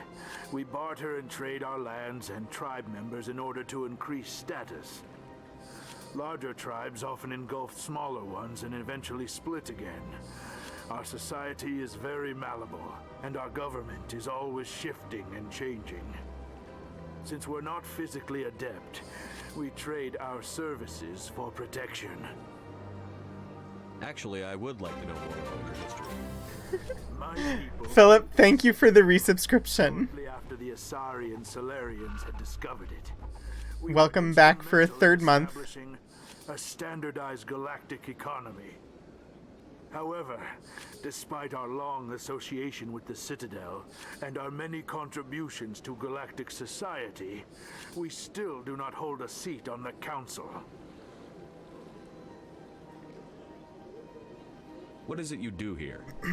I look out for the best interests of the Volus people.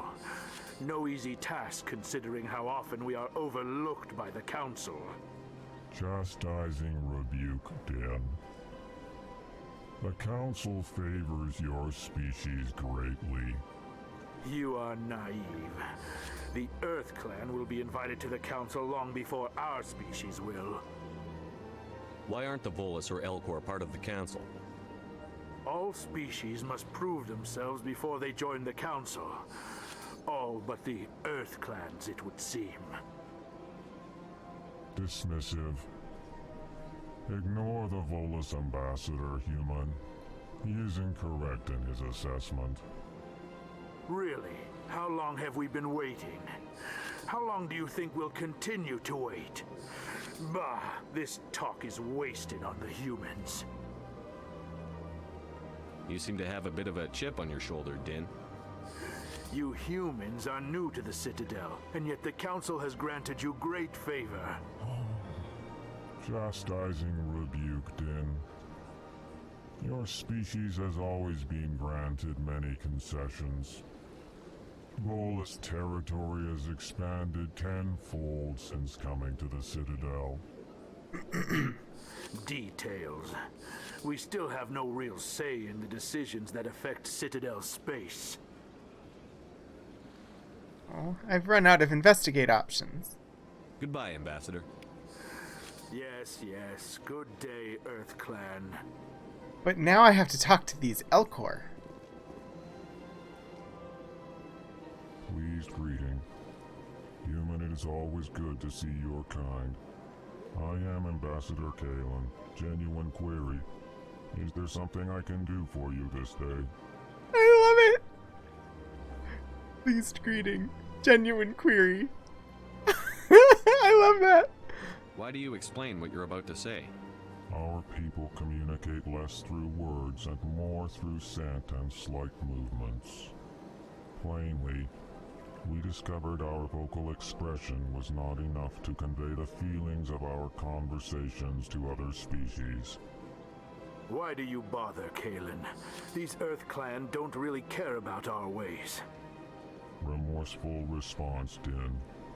You don't truly believe that, and if you do, I am very sorry for you.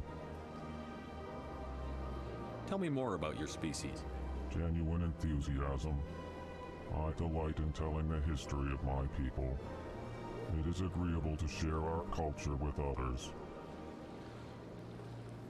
History! Tell me about the history and origins of the Elcor.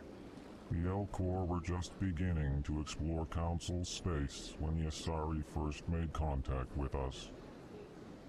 With their help, we discovered the relay closest to our system, and from there the Citadel. Proudly, within one lifetime we established a regular route to the Citadel, and quickly became one of the more active species living on this great station. I'd like to know more about the culture of the Elcor. Frankly, we Elcor prefer the safety and familiarity of our own. Geekouts, thanks for coming by. I'll be ending very soon. Our society is built Thank on you. small, tight-knit groups. Though we are always welcoming to outsiders, our government tends to be very stable. Our people are not very comfortable with sudden changes. What do you do here? Modestly, I work to bring the problems and the requests of the Elcor groups to the attention of the Council. Ha! They only give us these positions to keep us quiet. The Council doesn't care about our races. Chastising rebuke. Your tone is inappropriate, Din. This human is not to blame for your malcontent or your misconceived suspicions. Goodbye, Ambassador. Sincere farewell. Good day to you, human. But I have to talk to Zeltan.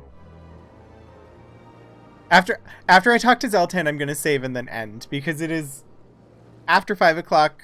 I need to start thinking about the evening, and I've been on since like 1:30. So, but I'm gonna talk to Zeltan first. Sincere apology, but I am here on business and cannot be distracted right now. You seem distressed. Is there something I can do to help? Alarmed response. You overheard I that, did. didn't you? This is all going so wrong, and it is the Asari consort's fault. She's the one who started all this. What happened? What did this Asari do to get you so upset? I cannot speak more about this problem. It is too sensitive. Suffice it to say, she has compromised my authority as a diplomat. Where can I find this Asari consort? She is across the bridge from here. Her offices are easy enough to spot. Good day, human. Oh, okay. I think I love the Elcor. They are awesome.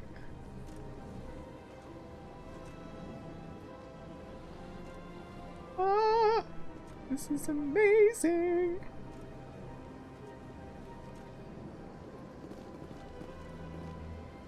Okay, I need... Let's run for a second. This is where we were. When I turn around. I'm going to enter photo mode really quickly.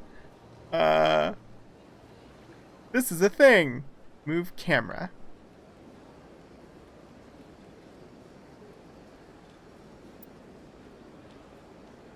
I don't really care for the...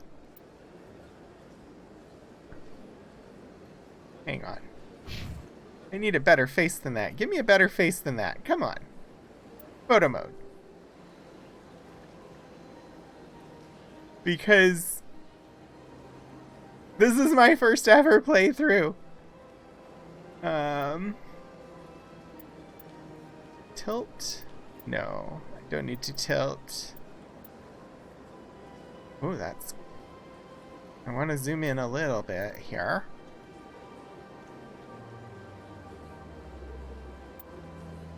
Depth of field, distance, f-stop, blur... I don't know what most of these things are. I just want a pretty basic... Take photo? Did that take the photo? It says I should... Tab? I am uncertain whether the photo has actually been taken. To be safe, I'm also going to take one with my computer. because I want a photo. Anyway, let me save. Save game. Right. And we're gonna do... Oh, that didn't quite do what I meant to do, but here we are. That is actually going to end my playthrough for today. I want to say thank you to everybody who stopped by today. I know I set things up today for... Hannah, thank you for the 100 bits. Thank you so much. I set things up today so that it was follower only and subscriber only, mostly just because today is launch day. I will probably reduce that down unless we experience problems on Sunday. The next time I will be live is tomorrow at 2:30 p.m. Eastern for Ultima. And then on Sunday, we will be live with more Mass Effect. So today was a special stream because it's launch day. My regular stream day for this is going to be Sunday at 2 p.m. Eastern. So we'll plan to stream for about 3 hours on Sundays from 2 to 5. And that should put us right in line to raid into Amy Dallen's stream on Sunday afternoon. But for now, we're going to call it a day. I do want to say thank you to Lord Portico for gifting tier 1 sub to Chandra, Melba for the bits, Lord Portico for the sub to Scribbler Gaming, Geekouts for your resubscription, Lord Portico for the 1,000 bits, Philip for resubscribing with Prime, and Hannah for the 100 bits. It was wonderful having you all stop by and hang out with me, whether you were chatting or just lurking in on the stream. I enjoyed having you with me. I really am enjoying this game quite a lot, and so I'm very excited to dive back into more, but I promise I won't play except on stream. And I'm going to go ahead and we are going to do something that I never get to do, and we are going to raid Eric, who is currently playing Mass Effect. I probably won't stick around long because I don't want to get spoilers, but say hello when you get over there. If you've got them, go ahead and throw some hello daggers for me. New emotes are on the way. They should be here relatively soon, I hope. I don't know. But they are coming. But for now, go ahead and... get over there, throw daggers, and let him know that a rogue raid is here. And thanks for coming by, and I will see you all tomorrow. Bye.